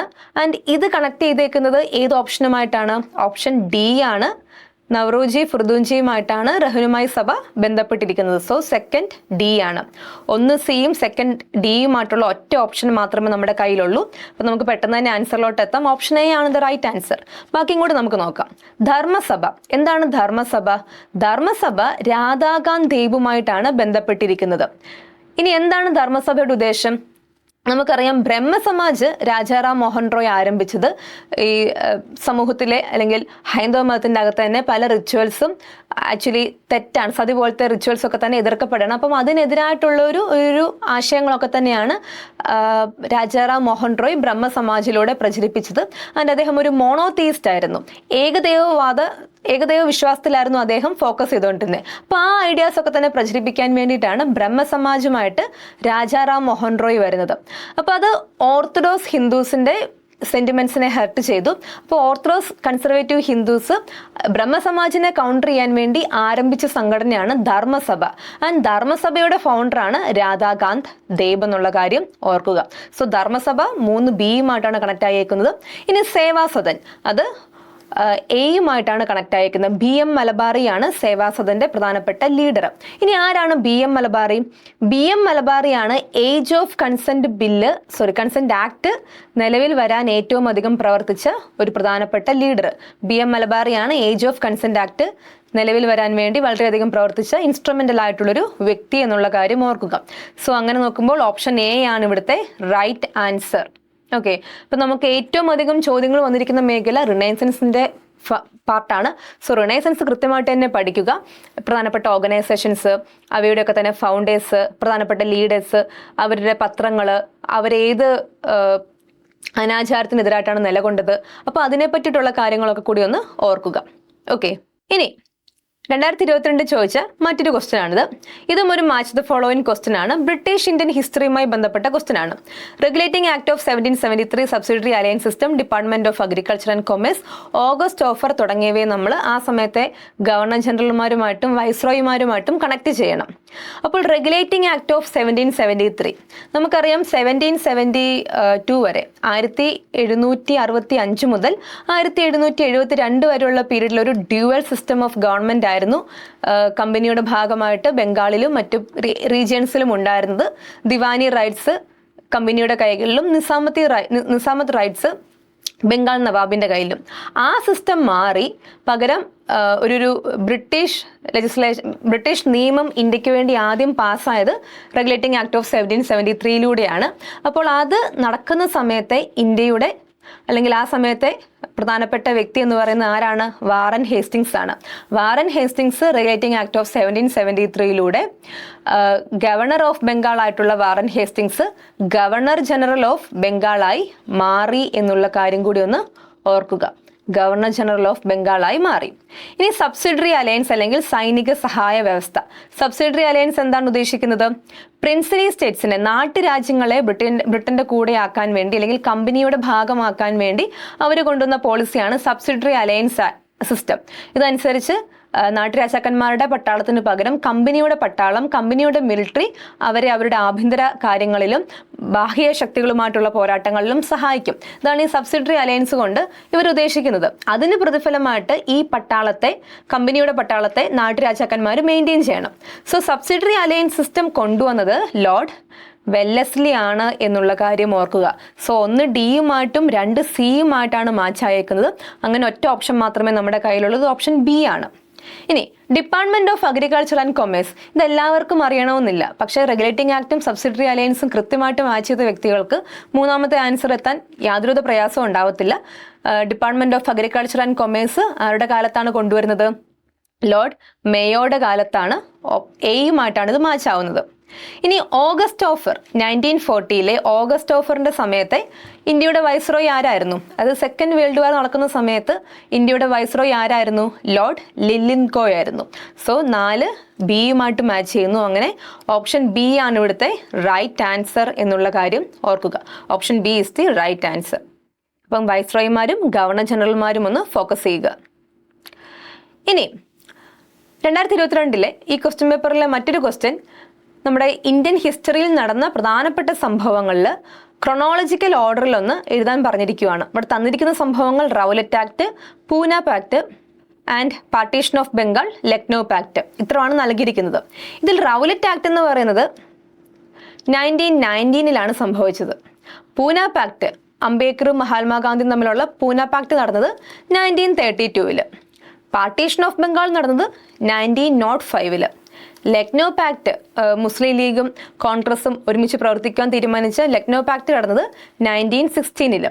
അപ്പോൾ നമ്മൾ നോക്കുകയാണെങ്കിൽ ഫസ്റ്റ് നടന്ന കാര്യം പാർട്ടീഷൻ ഓഫ് ബംഗാൾ 3, പിന്നെ സെക്കൻഡ് നടന്നത് ലക്നൗ പാക്ട് 4, ദെൻ തേർഡ് നടന്നത് ഒന്നാമത്തെ റൗലറ്റ് ആക്ട്, ഏറ്റവും ലാസ്റ്റ് നടന്നതാണ് പൂന പാക്ട്. 3, 4, 1, 2 എന്നുള്ളതാണ് ഇവിടുത്തെ ആൻസർ. സോ ഓപ്ഷൻ ഡി ആണ് ഇവിടുത്തെ ആൻസർ എന്നുള്ള കാര്യം ഓർക്കുക. അപ്പം നമ്മൾ കൃത്യം നിങ്ങൾക്കൊരു എക്സാക്റ്റ് വർഷം അറിയത്തില്ല എങ്കിൽ കൂടിയും ക്രൊണോളജിക്കൽ ഓർഡർ നോക്കുമ്പോൾ ഏതൊക്കെ സംഭവങ്ങൾ എവിടാണ്, ഏതിനു ശേഷമാണ്, ഏതിനു മുൻപാണ് നടന്നത് എന്നുള്ളൊരു ഒരു ധാരണ നിങ്ങൾക്ക് ഉണ്ടാവണം. കാരണം ക്രൊണോളജിക്കലി കറക്റ്റായിട്ട് എഴുതാൻ, ഓർഡറിൽ എഴുതാനുള്ള ചോദ്യങ്ങൾ പലപ്പോഴായിട്ട് റിപ്പീറ്റ് ചെയ്യുന്നുണ്ട്. അപ്പോൾ അതൊന്ന് ഫോക്കസ് ചെയ്യുക. ഇനി അടുത്ത ക്വസ്റ്റ്യൻ മിഡീവൽ ഇന്ത്യ എന്നുള്ള ക്വസ്റ്റ്യൻ ആണ്. In Mughal administration Khan i Saman became the head of. Mughal പീരീഡിൽ മുഗൾ അഡ്മിനിസ്ട്രേഷൻ എന്നുള്ള ചോദ്യങ്ങൾ നമ്മൾ കുറേ കണ്ടു. ഇപ്പോൾ അടുത്തത് വീണ്ടും മുഗൾ അഡ്മിനിസ്ട്രേഷനുമായി ബന്ധപ്പെട്ട ക്വസ്റ്റ്യൻ ആണ്. ഖാൻ ഈ സമൻ എന്ന് പറയുന്നത് ഏത് വിഭാഗത്തിൻ്റെ, ഏത് ഡിപ്പാർട്ട്മെന്റിന്റെ ഹെഡാണെന്നാണ് ചോദിച്ചേക്കുന്നത്. റവന്യൂ അഡ്മിനിസ്ട്രേഷൻ ആണോ? അല്ല, റവന്യൂ അഡ്മിനിസ്ട്രേഷന്റെ ഹെഡിനെയാണ് നമ്മൾ ദിവാൻ എന്ന് വിളിക്കുന്നത്. സോ മുഗൾ പീരീഡിലെ റവന്യൂ അഡ്മിനിസ്ട്രേഷന്റെ ഹെഡാണ് ദിവാൻ എന്നുള്ള കാര്യം ഓർക്കുക. റിലീജിയസ് മാറ്ററിന്റെ ഹെഡാണോ? അല്ല, റിലീജിയസ് മാറ്റേഴ്സിന്റെ ഉദ്യോഗസ്ഥനെ നമ്മൾ സാദർ ഇസ് സുദർ എന്നാണ് വിളിക്കുക. പ്രൊനൗൺസിയേഷൻ കുറച്ച് ഡിഫറെൻ്റ് ആയിരിക്കാം. സാദർ ഇസ് സുദർ എന്നാണ് റിലീജിയസ് മാറ്റേഴ്സിന്റെ ഹെഡിനെ അറിയപ്പെടുന്നത്. റോയൽ ഹൗസ് ഹോൾഡിന്റെ ഹെഡാണോ Khan i Saman? Yes, royal household, Mughal പീരീഡിലെ റോയൽ ഹൗസ് ഹോൾഡിന്റെ അല്ലെങ്കിൽ പാലസിന്റെ ഒക്കെ തന്നെ കാര്യങ്ങൾ നോക്കുന്ന വ്യക്തിയാണ് ഖാൻ ഈ സമൻ എന്ന് പറയുന്നത്. നമ്മൾ ഈ കാര്യസ്ഥൻ എന്നൊക്കെ പറയത്തില്ലേ, ആ ഒരു സെൻസ് വേണം എടുക്കാൻ. സോ റോയൽ ഹൗസ് ഹോൾഡിന്റെ കാര്യങ്ങൾ നോക്കുന്ന വ്യക്തിയാണ് നമ്മൾ ഖാൻ എ സമൻ എന്ന പേരിൽ വിളിക്കുന്നത്. ഇനി മുഗൾ പീരീഡിൽ മിലിറ്ററി ഡിപ്പാർട്ട്മെന്റിന്റെ ഹെഡ് അറിയപ്പെട്ട പേര് മിർ ബക്ഷി എന്നാണ്. മിർ ബക്ഷിയാണ് മിലിറ്ററി ഡിപ്പാർട്ട്മെന്റിന്റെ ഹെഡ്. ദിവാനാണ് റവന്യൂ അഡ്മിനിസ്ട്രേഷന്റെ ഹെഡ്. സാദർ സുദർ ആണ് റിലീജിയസ് മാറ്റേഴ്സിലെ ഹെഡ്.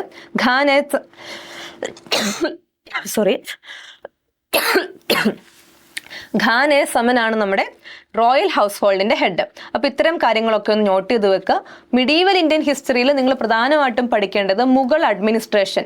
ഒരുപാട് പേർഷ്യൻ ടേംസ് ഒക്കെ നിങ്ങൾ ഇവിടെ കാണുവാൻ സാധിക്കും. അപ്പോൾ ആ പേർഷ്യൻ ടേംസ് എന്തുമായി ബന്ധപ്പെട്ടിരിക്കുന്നു എന്നുള്ള കാര്യം ഓർക്കുക. അക്ബറിന്റെ സമയത്ത് അക്ബർ ആരംഭിച്ച ലാൻഡ് റവന്യൂ പോളിസി, അഡ്മിനിസ്ട്രേറ്റീവ് പോളിസികൾ എന്തൊക്കെയാണെന്ന് നോക്കുക. അതേപോലെ തന്നെ മുഗൾ ആർക്കിടെക്ചർ നോക്കുക. ഇതൊക്കെയാണ് നമുക്ക് ആ മിഡീവൽ ഇന്ത്യൻ ഹിസ്റ്ററി എന്ന് പറയുന്ന പാർട്ടിൽ കൂടുതലായിട്ടും പഠിക്കാനുള്ളത്. നമുക്ക് എന്തായാലും ഡൽഹി സുൽത്താനേറ്റ് തൊട്ട് ഇവിടം വരെയുള്ള ഫുൾ കാര്യങ്ങളൊന്നും പഠിക്കാനുള്ള സമയമില്ല. അപ്പോൾ നമ്മൾ പ്രധാനമായിട്ടും ഫോക്കസ് ചെയ്യേണ്ടത് ഈ ഒരു കീ ഏരിയാസ് ആണ് എന്നുള്ള കാര്യമൊന്ന് ഓർത്തിട്ട് മുഗൾ പീരീഡിലെ ഇത്തരം കുറച്ച് കാര്യങ്ങളെ പറ്റി ഒരു ബേസിക് അണ്ടർസ്റ്റാൻഡിങ് ഉണ്ടാക്കി വെക്കുക. ഓക്കെ, അപ്പോൾ നമുക്കിനി അടുത്ത ക്വസ്റ്റ്യൻ നോക്കാം. 2022 തന്നെ പ്രിലിംസ് ചോദിച്ചൊരു ക്വസ്റ്റ്യൻ ആണ്. കുറച്ച് യുദ്ധങ്ങൾ ബാറ്റിൽസ് നൽകിയിട്ടുണ്ട്. അതിനെ കറക്റ്റായിട്ട് മാച്ച് ചെയ്യാനാണ് പറഞ്ഞിരിക്കുന്നത്. കറക്റ്റായിട്ട് മാച്ച് ചെയ്യാത്തത് അല്ല, വർഷം തെറ്റിച്ചു കൊടുത്തിരിക്കുന്നത് ഏത് ഓപ്ഷനിലേതാണ് ചോദിച്ചേക്കുന്നത്. Which one is not correctly matched. അപ്പം ബാറ്റിൽ ഓഫ് തറൈൻ 1191 നടന്നൊരു യുദ്ധമാണിത്. ബാറ്റിൽ ഓഫ് തറൈൻ അല്ലെങ്കിൽ തറൈൻ യുദ്ധം. നമ്മൾ ഹിസ്റ്ററിയിൽ 2 തറൈൻ യുദ്ധങ്ങളെ പറ്റി പഠിക്കുന്നുണ്ട്. ഒന്നാം തറൈൻ യുദ്ധവും രണ്ടാം തറൈൻ യുദ്ധവും. ഇത് രണ്ടും നടന്നത് പൃഥ്വിരാജ് ചൗഹാൻ വേഴ്സസ് മുഹമ്മദ് ഗോറിയാണ്. പൃഥ്വിരാജ് ചൗഹാൻ വേഴ്സസ് മുഹമ്മദ് ഘോറി. ഓക്കെ, 1191 ഒന്നാം തറൈൻ യുദ്ധം, 1192 രണ്ടാം തറൈൻ യുദ്ധം. ഒന്നാം തറൈൻ യുദ്ധം നടന്ന വർഷം 1191 ആണ്. ഈ ഓപ്ഷൻ ശരിയാണ്. ആൻഡ് ഈ യുദ്ധത്തിൽ ആരാണ് ജയിച്ചത്? പൃഥ്വിരാജ് ചൗഹാൻ ആണ് ജയിച്ചത്. പിറ്റേ വർഷം, തൊട്ടടുത്ത വർഷം 1192 1192 രണ്ടാം തറൈൻ യുദ്ധം നടന്നു. അവിടെ ജയിച്ചത് ആരാണ്? മുഹമ്മദ് ഗോറിയാണ്. രണ്ടാം തറൈൻ യുദ്ധത്തിൽ മുഹമ്മദ് ഗോറിയാണ് ജയിച്ചത്. അതിനുശേഷമാണ് ഡൽഹി സൽത്താനേറ്റ് അല്ലെങ്കിൽ മിഡീവൽ പീരീഡിലെ മുസ്ലിം ഭരണം ആരംഭിക്കുന്നത്. ഈ 1192 രണ്ടാം തറൈൻ യുദ്ധത്തിന് ശേഷമാണ് എന്നുള്ള കാര്യം ഓർക്കുക. ഇനി ഫസ്റ്റ് ബാറ്റിൽ ഓഫ് പാനിപ്പട്ട് 1526 1526 ഒന്നാം ബാറ്റിൽ ഓഫ് പാനിപ്പട്ട് നടക്കുന്നത്. യെസ്, ശരിയായിട്ടുള്ള ആൻസർ ഇത് ശരിയാണ്. 1526 ഫസ്റ്റ് ബാറ്റിൽ ഓഫ് പാനിപ്പട്ട് നടക്കുന്നത്. ആരൊക്കെ തമ്മിലാണ്? ബാബർ വേഴ്സസ് ഇബ്രാഹിം ലോധിയാണ് ഫസ്റ്റ് ബാറ്റിൽ ഓഫ് പാനിപ്പട്ടിനകത്ത് പാർട്ടിസിപ്പൻസ്. ബാബർ വേഴ്സസ് ഇബ്രാഹിം ലോധി. അങ്ങനെ ലോധി ഭരണത്തിന്റെ അല്ലെങ്കിൽ ഡൽഹി സൽത്താനേറ്റിന്റെ ഭരണം അവിടെ അവസാനിച്ചു. മുഗൾ ഭരണം ആരംഭിച്ചു. ബാബറാണ് ഇതിൽ ജയിച്ചത്. അങ്ങനെ മുഗൾ ഭരണം ആരംഭിക്കുവാൻ കാരണമായ യുദ്ധമാണ് ഫസ്റ്റ് ബാറ്റിൽ ഓഫ് പാനിപ്പട്ട്. ഇതേപോലെ തന്നെ സെക്കൻഡ് ബാറ്റിൽ ഓഫ് പാനിപ്പട്ട് ഉണ്ട്, തേർഡ് ബാറ്റിൽ ഓഫ് പാനിപ്പട്ട് ഉണ്ട്. അതിലെ third battle of Panipat Marathas versus Afghan ആണെന്നുള്ള കാര്യം കൂടി ഒന്ന് ഓർത്തു വെക്കുക. ഇനി ബാറ്റിൽ ഓഫ് വാൻഡി വാഷ്, ഇത് എന്തുമായി ബന്ധപ്പെട്ടിരിക്കുന്നു? ഇത് നമ്മുടെ കർണാട്ടിക് വാറുമായി ബന്ധപ്പെട്ടതാണ്. Battle of Wandiwash. Carnatic war നമുക്കറിയാം, ഇംഗ്ലീഷുകാരും ഫ്രഞ്ചുകാരും തമ്മിൽ ഇന്ത്യയിൽ നടന്ന യുദ്ധങ്ങളെയാണ് നമ്മൾ കർണാട്ടിക് വാർസ് കൊണ്ട് ഉദ്ദേശിക്കുന്നത്. അങ്ങനെ 3 കർണാട്ടിക് യുദ്ധങ്ങൾ നടന്നിട്ടുണ്ട്. മൂന്നാമത്തെ കർണാട്ടിക് യുദ്ധം അവസാനിക്കാൻ കാരണമായ യുദ്ധമാണ് ബാറ്റിൽ ഓഫ് വാൻഡി വാഷ്. അങ്ങനെ 1760 ഈ ബാറ്റിൽ ഓഫ് വാൻഡി വാഷ് നടക്കുന്നത്. ഇതും ശരിയാണ്. ആൻഡ് ഈ ബാറ്റിൽ ഓഫ് വാൻഡി വാഷിന് ശേഷമാണ് ഫ്രാൻസിന്റെ ഒരു പതനം ഇന്ത്യയിൽ സംഭവിക്കുന്നതും ബ്രിട്ടൻ ഫ്രാൻസിനെ തോൽപ്പിച്ച് ഇന്ത്യയുടെ ഒരു ഇമ്പീരിയൽ പവറായി ബ്രിട്ടൻ മാറുന്നതും ഈ ഒരു ബാറ്റിൽ ഓഫ് വാൻഡി വാഷിലൂടെയാണ്. ഇനി അടുത്തത് battle of Haldighati. Battle of Haldighati നടക്കുന്നത് 1581 മറിച്ച് 1576 ബാറ്റിൽ ഓഫ് ഹൽദിഘട്ടി നടക്കുന്നത് 1576 ഇത് മുഗളും അതേപോലെ തന്നെ റാണാ പ്രതാപും കൂടിയാണ് ഈ ഒരു യുദ്ധം നടക്കുന്നത്. So battle of Haldighati Mughal സൈന്യം വേഴ്സസ് റാണാ പ്രതാപ് എന്നുള്ള കാര്യം ഓർക്കുക. 1576 ബാറ്റിൽ ഓഫ് ഹൽദിഘട്ടി നടക്കുന്നത്. അപ്പം ഇവിടുത്തെ ശരിയായിട്ടുള്ള ഉത്തരം ഓപ്ഷൻ ഡി ആണ്. വർഷം മാറിപ്പോയത് ഇവിടെയാണ്. ബാറ്റിൽ ഓഫ് ഹൽദിഘട്ടിയുടെ വർഷം 1576 എന്നുള്ള കാര്യം ഒന്ന് പഠിച്ചു വെച്ചേരെ. ഓക്കെ, ഇനി 1576 ബാറ്റിൽ ഓഫ് ഹൽദിഘട്ടി നടക്കുന്നത്. ഇനി 2022 മറ്റൊരു ക്വസ്റ്റ്യൻ പേപ്പർ നമുക്ക് നോക്കാം. Which of the following viceroy is associated with Ilbert bill controversy. Ilbert bill വിവാദവുമായി ബന്ധപ്പെട്ട് നിൽക്കുന്ന വൈസ്രോയി ആരാണ്? അതിന്റെ ഉത്തരത്തിലോട്ട് പോകുന്നതിന് മുമ്പ് എന്താണ് ഇൽബർട്ട് ബിൽ കോൺട്രവേഴ്സി കൊണ്ട് ഉദ്ദേശിക്കുന്നത്? ഇൽബർട്ട് ബിൽ എന്ന് വെച്ചാൽ ഒരു നിയമം നടപ്പിലാക്കാൻ വേണ്ടി ഇൽബർട്ട് ബില്ലുമായിട്ട് വരുന്നു. അത് പക്ഷേ എന്താ ഉദ്ദേശിക്കുന്നത് വെച്ചാൽ ഇന്ത്യൻ ജഡ്ജസിന് ബ്രിട്ടീഷ് അല്ലെങ്കിൽ യൂറോപ്യൻ ആളുകളെ വിചാരണ ചെയ്യാനുള്ള അധികാരം കൊടുക്കുന്ന ഒരു ബില്ലാണ് ഇൽബർട്ട് ബില്ല്. ഈ ബില്ല് ലെജിസ്ലേറ്റീവ് കൗൺസിലോട്ട് വന്നപ്പോഴത്തേക്കും ഇതിനെതിരെ ആളുകളുടെ പ്രതിഷേധം ഉയർന്നു. യൂറോപ്പിലും മറ്റും ആളുകൾ ഇതിനെതിരെ പ്രതിഷേധിക്കാൻ തുടങ്ങി. കാരണം ഇന്ത്യക്കാരെങ്ങനെയാണ് ഇത്ര ഇൻഫീരിയർ ആയിട്ടുള്ള ഇന്ത്യക്കാർ എങ്ങനെയാണ് സുപ്പീരിയർ ആയിട്ടുള്ള യൂറോപ്യൻസിനെ വിചാരണ ചെയ്യുക, അതിന് എങ്ങനെയാണ് നിങ്ങൾക്ക് അവകാശം കൊടുക്കാൻ പറ്റുക, അങ്ങനെയുള്ള റേഷ്യൽ ആയിട്ടുള്ള ആളുകളുടെ തോട്ട്സ് ഉയരുന്നു. അങ്ങനെയാണ് ഇൽബർട്ട് ബിൽ ഒരു വിവാദമായി മാറുന്നത്. അപ്പോൾ ഈ ഇൽബർട്ട് ബിൽ കോൺട്രവേഴ്സി നടക്കുന്ന സമയത്ത് ഇന്ത്യയുടെ വൈസ്രോയി ആരാണെന്നാണ് ചോദിക്കുന്നത്. അതിന്റെ ഉത്തരം ഏതാണ്? ഓപ്ഷൻ സി, ലോർഡ് റിപ്പൺ ആണ്. ലോർഡ് റിപ്പൺ ആണ് ഇൽബർട്ട് ബിൽ കോൺട്രവേഴ്സി നടക്കുന്ന സമയത്ത് ഇന്ത്യയുടെ വൈസ്രോയി. ഇന്ത്യൻ വൈസ്രോയിമാരിൽ അത്യാവശ്യം ഇന്ത്യക്ക് വേണ്ടി എന്തെങ്കിലും കാര്യങ്ങൾ ചെയ്തിട്ടുള്ള വ്യക്തിയാണ് Lord Ripon. And Lord Ripon is known as the father of local self government in India. ഇന്ത്യയിലെ ലോക്കൽ സെൽഫ് ഗവൺമെന്റിന്റെ പിതാവെന്ന് വിളിക്കുന്ന വ്യക്തിയാണ് ലോർഡ് റിപ്പൺ. ഇൽബർട്ട് ബിൽ കോൺട്രവേഴ്സിയുടെ സമയത്തും അദ്ദേഹം തന്നെയാണ് ഇന്ത്യയുടെ വൈസ്രോയി ആയിട്ടുള്ളത് എന്നുള്ള കാര്യം ഓർത്തു വെക്കുക. ഇൽബർട്ട് ബിൽ കോൺട്രവേഴ്സി എന്താണെന്ന് ചോദിച്ചാൽ ഇന്ത്യൻ ജഡ്ജസിന് ബ്രിട്ടീഷ് അല്ലെങ്കിൽ യൂറോപ്യൻ പൗരന്മാരെ വിചാരണ ചെയ്യുവാൻ അനുവാദം കൊടുക്കുന്ന നിയമമാണ് ഇൽബർട്ട് ബില്ല്. ഇത് നടപ്പിലായിട്ടില്ല. ബില്ലായിട്ട് തന്നെ അവിടെ അവശേഷിച്ചു. കാരണം ധാരാളം വിമർശനങ്ങൾ യൂറോപ്പിന്റെ പല ഭാഗത്തു നിന്നും ഇതിനെതിരെ ഉയർന്നു വന്നതുകൊണ്ട് തന്നെ ഇൽബർട്ട് ബില്ല് ഒരു ബില്ലായി തന്നെ നിന്നു, നിയമമായിട്ടില്ല. സോ ഈ വിവാദം നടക്കുന്ന സമയത്ത് ഇന്ത്യയുടെ വൈസ്രോയി ആണ് ലോർഡ് റിപ്പൺ. നമുക്ക് ഓപ്ഷനിലെ മറ്റു വൈസ്രോയിമാരെ പറ്റിയും കൂടെ പഠിക്കാം. Lord Lytton. റിപ്പണ് മുൻപ് വൈസ്രോയി ആയ വ്യക്തിയാണ് ലിട്ടൺ. ആ ലിട്ടന്റെ സമയത്ത് നടന്ന പല പോളിസികളും ഇന്ത്യ വിരുദ്ധ പോളിസികളായിരുന്നു. വെർണാക്കുലർ പ്രസ് ആക്ട്, അതേപോലെ ആംസ് ആക്ട് തുടങ്ങിയ നിയമങ്ങൾ ലിട്ടന്റെ സമയത്താണ്. ഡൽഹി ദർബാർ സംഘടിപ്പിച്ചത് ലോർഡ് ലിട്ടൺ ആണ്. ലിട്ടന്റെയും പിന്നെ 1905 വരെ ഉണ്ടായിരുന്ന ലോർഡ് കഴ്സന്റെയും പോളിസികളാണ് ഇന്ത്യയിലെ ഒരു റിയാക്ഷണറി നാഷണലിസം ഉയർന്നു വരാനുള്ള കാരണം. ഇന്ത്യൻ ദേശീയതയ്ക്ക് വിത്തുപാകിയത്, നമ്മളെ എക്സ്പ്ലോയിറ്റ് ചെയ്യുകയാണ് ബ്രിട്ടീഷുകാരെന്ന് നമ്മളെ തന്നെ നമുക്ക് തന്നെ മനസ്സിലാക്കുവാൻ സാധിച്ചത് ഈ ലോർഡ് ലിട്ടന്റെയും ലോർഡ് കേഴ്സന്റെയും പല പോളിസികളിലൂടെയാണ്. സോ ലോർഡ് ലിട്ടണും ലോർഡ് കേഴ്സണും ആ ഒരു സെൻസിൽ കുറച്ച് കുപ്രസിദ്ധരാണ് എന്നുള്ള കാര്യമൊന്ന് ഓർക്കുക.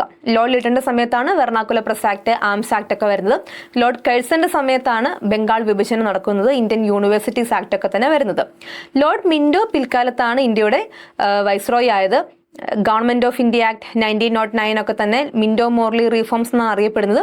ആൻഡ് ഈ മിന്റോയുടെ സമയത്താണ് ആദ്യമായിട്ട് മുസ്ലിംസിന് സെപ്പറേറ്റ് ഇലക്ട്രേറ്റ്സ് കൊടുക്കുന്നത്. അപ്പോൾ അതുകൊണ്ട് തന്നെ മിന്റോയെ അറിയപ്പെടുന്ന പേരാണ് ഫാദർ ഓഫ് കമ്മ്യൂണൽ ഇലക്ട്രേറ്റ് അല്ലെങ്കിൽ ഫാദർ ഓഫ് സെപ്പറേറ്റ് ഇലക്ട്രേറ്റ്സ്. അപ്പോൾ ഇതൊക്കെ ഒന്ന് ഓർത്തു വെക്കുക. കുറച്ച് പ്രധാനപ്പെട്ട വൈസ്രോയിമാരുണ്ട്, അവരുടെ കോൺട്രിബ്യൂഷൻസ്, അവരുടെ സമയത്തെ പ്രധാനപ്പെട്ട ഈവൻസ് ഒന്ന് ഓർത്തു വെക്കണം. അപ്പോൾ ലോർഡ് റിപ്പൺ ആണ് ഇവിടുത്തെ ആൻസർ.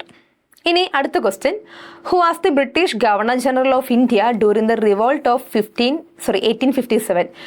1857 കലാപം അല്ലെങ്കിൽ ഇന്ത്യയുടെ ഒന്നാം സ്വാതന്ത്ര്യ സമര കാലഘട്ടത്തിലെ ഇന്ത്യയുടെ ബ്രിട്ടീഷ് ഗവർണർ ജനറൽ ആരായിരുന്നു എന്നുള്ളതാണ് ചോദ്യം. ഇതിന്റെ ഉത്തരം എന്ന് പറയുന്നത് ലോർഡ് കാനിങ് ആണ്. ലോർഡ് കാനിങ് ആണ് 1857 കലാപത്തിന്റെ സമയത്തെ ഇന്ത്യയുടെ ഗവർണർ ജനറൽ. ഈ കലാപം മാറി 1858 ഗവൺമെന്റ് ഓഫ് ഇന്ത്യ ആക്ട് വരുന്നു. ഈ 1858 ഗവൺമെന്റ് ഓഫ് ഇന്ത്യ ആക്ട് വന്നപ്പം ഗവർണർ ജനറൽ ഓഫ് ഇന്ത്യ എന്നുള്ള ടൈറ്റിൽ മാറി വൈസ്രോയി എന്നുള്ള പുതിയ ടൈറ്റിൽ വന്നു. അപ്പം അങ്ങനെ ഇന്ത്യയുടെ ഫസ്റ്റ് വൈസ്രോയി ആയിട്ടുള്ള വ്യക്തിയും ലോർഡ് കാനിങ് ആണ്. ലോർഡ് കാനിങ് ആണ് പോർട്ട്ഫോളിയോ സമ്പ്രദായം ഇൻട്രൊഡ്യൂസ് ചെയ്തത്. പോർട്ട്ഫോളിയോ സിസ്റ്റം ഇൻട്രൊഡ്യൂസ് ചെയ്ത വ്യക്തിയും ലോർഡ് കാനിങ് ആണ്. എന്താണ് പോർട്ട്ഫോളിയോ സമ്പ്രദായം? നമുക്കിന്നറിയാം, ഇന്ന് നമ്മുടെ കൗൺസിൽ ഓഫ് മിനിസ്റ്റേഴ്സിൽ നമുക്ക് എഡ്യൂക്കേഷൻ മിനിസ്റ്റർ ഉണ്ട്, ഹെൽത്ത് മിനിസ്റ്റർ ഉണ്ട്, ഹോം മിനിസ്റ്റർ ഉണ്ട്. അങ്ങനെ ഓരോ ഡിപ്പാർട്ട്മെന്റിനും ഓരോരോ മിനിസ്റ്റേഴ്സ് ഉണ്ട്. അപ്പം നമ്മൾ ഈ ഡിപ്പാർട്ട്മെന്റിനെ പോർട്ട്ഫോളിയോ എന്നാണ് വിളിക്കുന്നത്. പല വകുപ്പുകൾക്ക് പല മന്ത്രിമാരാണ്. അതേപോലെ ഒരു പോർട്ട്ഫോളിയോ സമ്പ്രദായം ഇവിടെ ഇൻട്രൊഡ്യൂസ് ചെയ്ത വ്യക്തിയാണ് Lord Canning. Lord Canning introduce ചെയ്ത ആ ഒരു പോർട്ട്ഫോളിയോ സിസ്റ്റം 1861 കൗൺസിൽസ് ആക്ടിലാണ് നിലവിൽ വന്നത് എന്നുള്ള കാര്യം കൂടി ഒന്ന് ഓർത്തു വെക്കുക. ഇനി ലോർഡ് ഡെൽഹൌസി. കാനിങ്ങിന് മുമ്പ് ഇന്ത്യയുടെ ഗവർണർ ജനറൽ ആയിട്ടുള്ള വ്യക്തിയാണ് ഡെൽഹൌസി. 1856 വരെ ലോർഡ് ഡെൽഹൌസി ആയിരുന്നു. ഈ ഡെൽഹൌസിയുടെ പല പ്രവർത്തനങ്ങളുമാണ് ആക്ച്വലി ഈ 1857 റിവോൾട്ടിലോട്ട് എത്തിച്ചത്. ലോർഡ് ഡെൽഹൌസിയാണ് ഡോക്ട്രിൻ ഓഫ് ലാപ്സ് ഇൻട്രൊഡ്യൂസ് ചെയ്തത്. ദത്തവകാശ നിരോധന നിയമം ഇൻട്രൊഡ്യൂസ് ചെയ്തത് അല്ലെങ്കിൽ കൊണ്ടുവന്ന വ്യക്തി ഡെൽഹൌസിയാണ്. 1857 കലാപത്തിന് ശേഷം ദത്തവകാശ നിരോധന നിയമം നിർത്തലാക്കി. അങ്ങനെ നിർത്തലാക്കിയത് കാനിങ്ങിന്റെ സമയത്താണ് എന്നുള്ള കാര്യം കൂടി ഒന്ന് ഓർത്തു വെച്ചേരെ. സോ ഡോക്ട്രിൻ ഓഫ് ലാപ്സ് കൊണ്ടുവന്നത് ഡെൽഹൌസിയാണ്. അതേപോലെ തന്നെ ഇവിടെ പലതരത്തിലുള്ള ഇൻഫ്രാസ്ട്രക്ചർ ഡെവലപ്മെന്റ്സ് കൊണ്ടുവന്നതും ഡെൽഹൌസിയുടെ കാലത്താണ്. റെയിൽവേ പോലെയുള്ള ഡെവലപ്മെന്റ്സ് കൊണ്ടുവന്നതും ഡെൽഹൌസിയുടെ പീരീഡിലാണെന്നുള്ള കാര്യം ഓർക്കുക. അപ്പം ഡെൽഹൌസി കുറേം കൂടി കാര്യങ്ങൾ ചെയ്തിട്ടുണ്ട്. ആ കാര്യങ്ങളൊക്കെ നമുക്ക് exam point of view important ആണ്. ഡൽഹൌസിയുടെ കാലത്താണ് ഈ വിഡോ റീമാരേജ് ആക്ട് ഒക്കെ തന്നെ വരുന്നത്. അതും 1857 കലാപത്തിലേക്ക് തെളിയിച്ച ഒരു സംഗതിയാണ്. സോ 1857 കലാപത്തിന് പല കാരണങ്ങളിൽ ഒരു കാരണം ഡൽഹൌസിയുടെ ഭരണകാലമായിരുന്നു എന്നുള്ള കാര്യമൊന്ന് ഓർക്കുക. ലോർഡ് എൽജിൻ ഉണ്ട്. ഇനി ലോർഡ് ലിട്ടനെ പറ്റി നമ്മൾ നേരത്തെ കണ്ടു. വെർണാക്കുലർ പ്രസ് ആക്ട് അല്ലെങ്കിൽ പ്രാദേശിക പത്രഭാഷാ നിയമം കൊണ്ടുവന്നത് ലിട്ടനാണ്. അതേപോലെ ആംസ് ആക്ട് കൊണ്ടുവന്നത് ലിട്ടനാണ്. അപ്പോൾ ലിട്ടന്റെ പോളിസികളും കൂടി ഒന്ന് നോട്ട് ചെയ്ത് വെക്കുക. ഇനി അടുത്ത question. The book Gandhiji wrote in 1909 was 1909 Mahatma Gandhi എഴുതിയ ഫേമസ് പുസ്തകത്തിന്റെ പേരെന്താണ് എന്നുള്ളതാണ് ചോദിച്ചിരിക്കുന്നത്. And the right answer is Hind Swaraj. മഹാത്മാഗാന്ധിയുടെ ഏറ്റവും ഫേമസ് ആയിട്ടുള്ള റിമാർക്കബിൾ ആയിട്ടുള്ള വർക്കാണ് ഹിന്ദ് സ്വരാജ്. ഇത് 1909 പുറത്തിറങ്ങുന്നത്.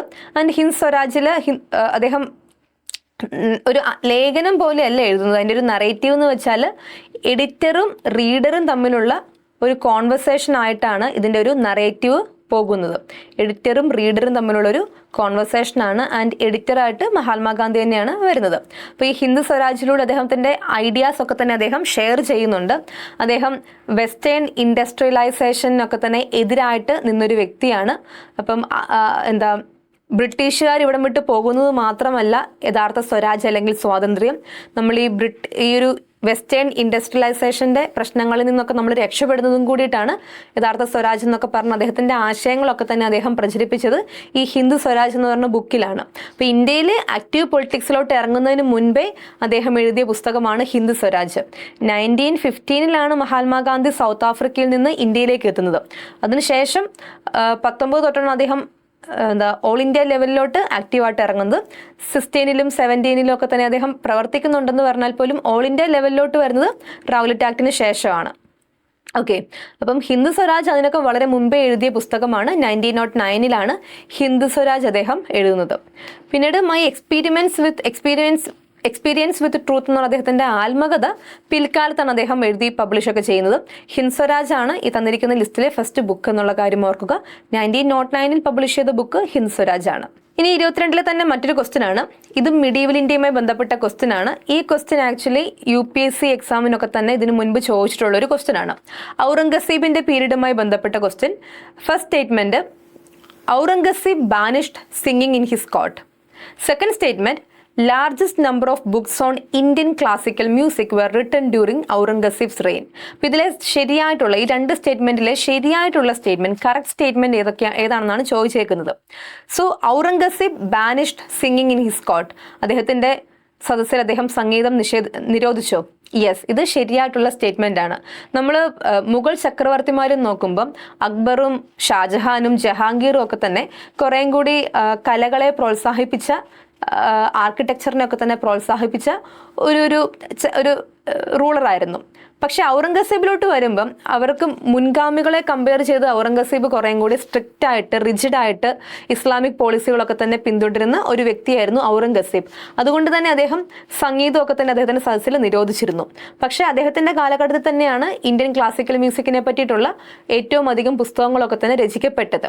സോ ഒരു പാരഡോക്സ് ആണത്. അപ്പം ഔറംഗസീബ് അദ്ദേഹത്തിൻ്റെ സദസ്സിൽ സംഗീതം നിരോധിച്ചു. പക്ഷെ അദ്ദേഹത്തിൻ്റെ കാലഘട്ടത്തിലാണ് ഏറ്റവും അധികം പുസ്തകങ്ങൾ ഇന്ത്യൻ ക്ലാസിക്കൽ മ്യൂസിക്കിനെ പറ്റി എഴുതപ്പെട്ടത്. അപ്പോൾ ഈ രണ്ടാമത്തെ സ്റ്റേറ്റ്മെന്റും ശരിയാണ്. ഇവിടുത്തെ റൈറ്റ് ആൻസർ എന്ന് പറയുന്നത് ഓപ്ഷൻ എ ആണ്. Both 1 and 2 are true. Okay, അപ്പോൾ ഇതൊന്ന് നോട്ട് ചെയ്ത് വെക്കുക. ഇനി 127/2022 അടുത്തൊരു ക്വസ്റ്റ്യൻ ആണ്. ഇതൊരു ഡിലീറ്റഡ് ക്വസ്റ്റ്യൻ ആണ്. താഴെ തന്നിരിക്കുന്ന സ്ഥാപനങ്ങളുടെ എസ്റ്റാബ്ലിഷ്മെന്റ് ക്രോണോളജിക്കൽ ഓർഡറിൽ എഴുതാനാണ് പറഞ്ഞിരിക്കുന്നത്. പക്ഷേ ഈ ക്വസ്റ്റ്യൻ PSC ഡിലീറ്റ് ചെയ്തിട്ടുണ്ട്. അപ്പോൾ നമുക്ക് ഇതിൻ്റെ ഒരു ആൻസർ നോക്കാം. സംസ്കൃത കോളേജ് അറ്റ് വാരണാസിയാണ് ആദ്യം സ്ഥാപിച്ചത്. 1791 ഈ വാരണാസിയിൽ സംസ്കൃത കോളേജ് ആരംഭിക്കുന്നത്. ജോനാഥൻ ഡെങ്കനൊക്കെ തന്നെയാണ് ഇതിൻ്റെ പിന്നിൽ പ്രവർത്തിച്ചിട്ടുള്ള വ്യക്തി.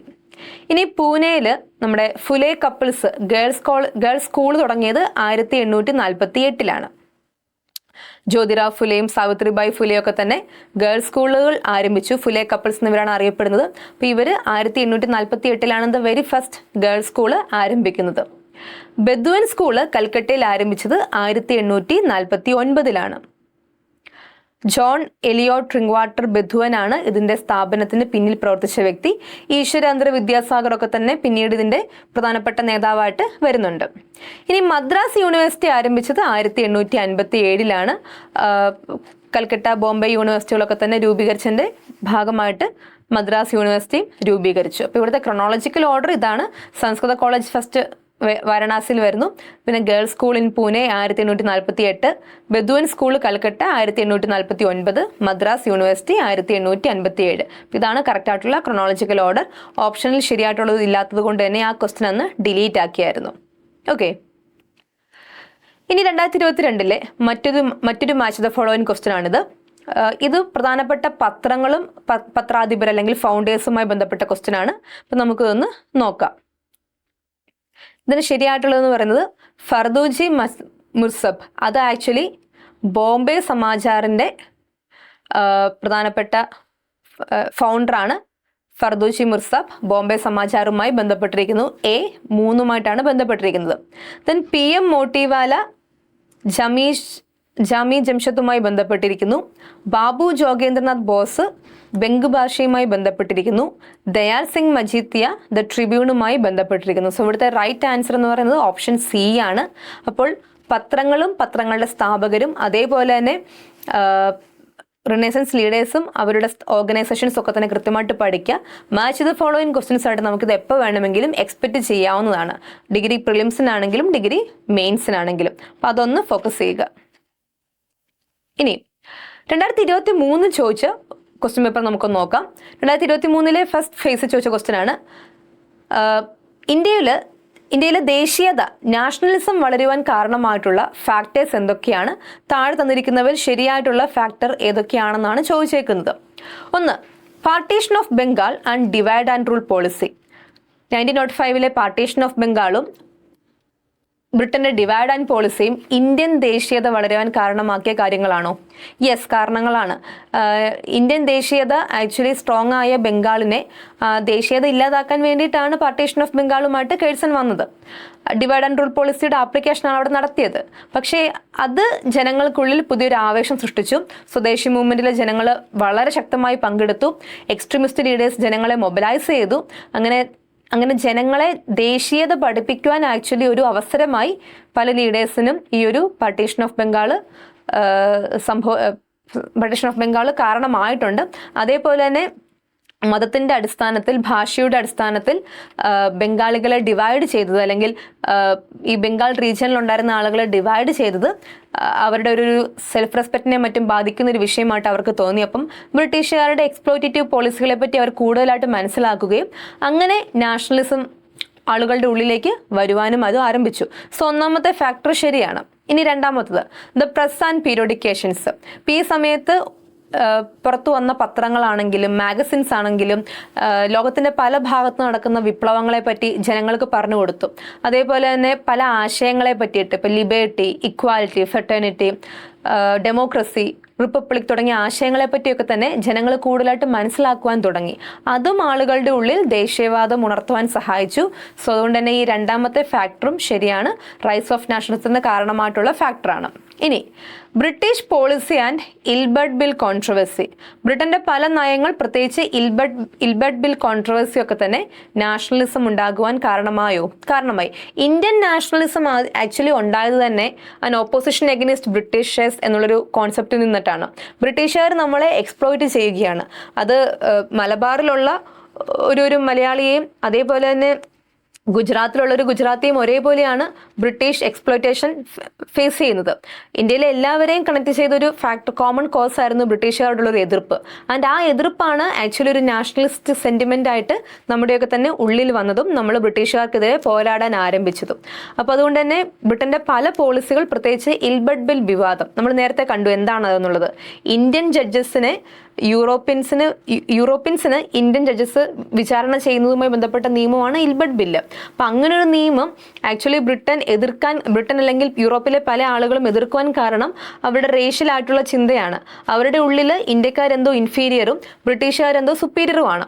അതുകൊണ്ട് തന്നെ ബ്രിട്ടീഷ് ആളുകളെ, യൂറോപ്യൻസിനെയൊക്കെ തന്നെ ഇന്ത്യൻ ജഡ്ജസ് വിചാരണ ചെയ്യുന്നതിനെ അവർക്കൊരിക്കലും അംഗീകരിക്കാൻ സാധിച്ചില്ല. സോ ഈ ഇൽബർട്ട് ബിൽ കോൺട്രവേഴ്സി ഒക്കെ വന്നപ്പോഴത്തേക്കും ആ ഒരു റേഷ്യൽ ഡിഫറൻസ് എത്രമാത്രം ആണ് എന്നുള്ള കാര്യം ഇന്ത്യക്കാർ മനസ്സിലാക്കുകയും ഇവരുടെ ഈ ഒരു ഇതിനെതിരെ, ഇവരുടെ ഒരു എക്സ്പ്ലോയിറ്റേഷൻ റേസിസ്റ്റ് എതിരെയൊക്കെ ആയിട്ടാണ് ഇന്ത്യൻ നാഷണലിസം ആക്ച്വലി ശക്തി പ്രാപിക്കുന്നത്. അപ്പോൾ ഈ മൂന്നാമത്തെ സ്റ്റേറ്റ്മെന്റും ശരിയായിട്ടുള്ള സ്റ്റേറ്റ്മെന്റ് ആണ്.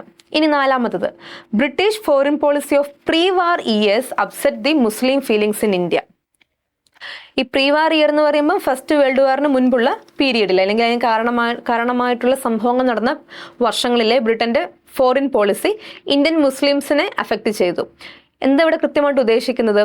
ഈ സമയത്ത് നമുക്കറിയാം തുർക്കിയുടെ റൂളർ എന്ന് പറയുന്നത് ഓട്ടോമാൻ എംപററാണ്. ഈ ഓട്ടോമാൻ എംപററാണ് ആക്ച്വലി മുസ്ലിംസിൻ്റെ ഖലീഫ എന്ന റിലീജിയസ് ലീഡർ. അപ്പം ഓട്ടോമാൻ എംപററും ബ്രിട്ടനും തമ്മിലുള്ള ഇഷ്യൂസ് ആക്ച്വലി ഇന്ത്യൻ മുസ്ലിംസിനെയും ഇഫക്റ്റ് ചെയ്തു. ഇന്ത്യൻ മുസ്ലിംസും ബ്രിട്ടൻ്റെ എക്സ്പ്ലോറ്റീവ് ആയിട്ടുള്ള നയങ്ങൾ മനസ്സിലാക്കി. അപ്പോൾ അവരും ബ്രിട്ടനോട് ലോയലായിട്ട് നിന്നിട്ട് കാര്യമില്ല, ബ്രിട്ടനെ എതിർക്കണം, കോൺഗ്രസിനോട് കൂടെ നിന്ന് പ്രവർത്തിക്കാമെന്നൊരു തീരുമാനത്തിലോട്ട് അവരും എത്തി. അങ്ങനെയാണ് അപ്പോൾ ഈ ഇന്റർനാഷണൽ പൊളിറ്റിക്കൽ ഡെവലപ്മെൻറ്റ്സും ഇതിനൊരു കാരണമായി മാറിയിട്ടുണ്ട്. അപ്പോൾ ഈ 4 ഫാക്ടേഴ്സും ആക്ച്വലി ഇന്ത്യനിൽ റൈസ് ഓഫ് നാഷണലിസത്തിന് കാരണമായിട്ടുള്ള കാര്യങ്ങളാണ്. And the right answer here is option B. ഈ 4 കാര്യങ്ങളും റൈസ് ഓഫ് നാഷണലിസത്തിന് കാരണമായി എന്നുള്ള കാര്യം ഓർക്കുക. ഓക്കെ, ഇനി അടുത്ത ക്വസ്റ്റ്യൻ. ഇത് 2023 ചോദിച്ച ക്വസ്റ്റ്യൻ ആണ്. ബ്രിട്ടീഷ് അഡ്മിനിസ്ട്രേഷനുമായി ബന്ധപ്പെട്ട കുറച്ച് കാര്യങ്ങൾ താഴെ നൽകിയിട്ടുണ്ട്. അതിലെ ശരിയായിട്ടുള്ള കാര്യങ്ങൾ എന്തൊക്കെയാണെന്നാണ് ചോദിച്ചേക്കുന്നത്. The first association of British with the work of administration was under what is called the system of dual government. ഇപ്പം കമ്പനി ഭരണം ബംഗാളിൽ നടന്ന ശേഷം ഒരു ബ്രിട്ടീഷ് സിസ്റ്റം ഓഫ് അഡ്മിനിസ്ട്രേഷൻ ഇന്ത്യയിൽ ആദ്യമായിട്ട് വരുന്നത് ഡ്യുവൽ ഗവൺമെന്റ് ആണോ എന്നാണ് ചോദിച്ചേക്കുന്നത്.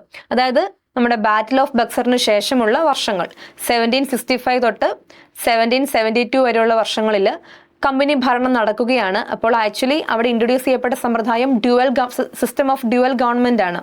അതായത്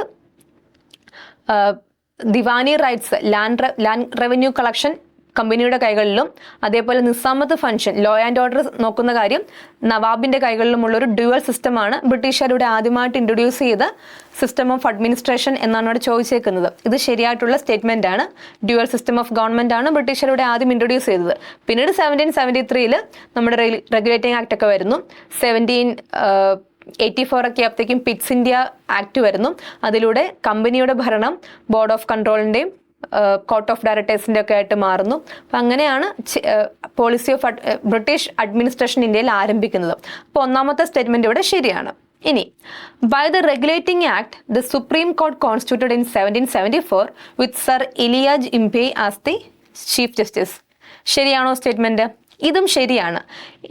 1773 റെഗുലേറ്റിംഗ് ആക്ടിലൂടെയാണ് ഇന്ത്യയിൽ ഒരു സുപ്രീം കോടതി എന്ന് പറയുന്ന ഒരു ക്ലോസ് ആഡ് ചെയ്യപ്പെടുന്നത്. അതിന്റെ ഫലമായിട്ട് 1774 കൽക്കട്ടയിൽ സുപ്രീം കോടതി സ്ഥാപിക്കപ്പെടുന്നു.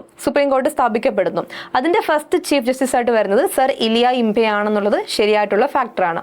സോ 1ഉം 2ഉം ശരിയായിട്ടുള്ള സ്റ്റേറ്റ്മെന്റ്സ് ആണ്. ഇനി മൂന്നാമത്തത്, the Pitt's India act 1784 introduced changes mainly the company's home government in London. ഇത് ശരിയാണോ? ഇതും ശരിയാണ്. അപ്പം ഈ ഒരു 1784 പിറ്റ്സ് ഇന്ത്യ നിയമത്തിലൂടെ കമ്പനിയുടെ അഡ്മിനിസ്ട്രേഷനിൽ മാറ്റങ്ങൾ സംഭവിക്കുന്നു. കോർട്ട് ഓഫ് ഡയറക്ടേഴ്സ് അതേപോലെ ബോർഡ് ഓഫ് കൺട്രോൾ എന്നിങ്ങനെ 2ആയിട്ട് കമ്പനിയുടെ ഭരണം മാറുന്നു. ഇതിൽ കോർട്ട് ഓഫ് ഡയറക്ടേഴ്സ് ആണ് കമ്പനിയുടെ കൊമേഴ്ഷ്യൽ കാര്യങ്ങൾ നോക്കുന്നത്. C4C എന്ന് ഓർത്താൽ മതി.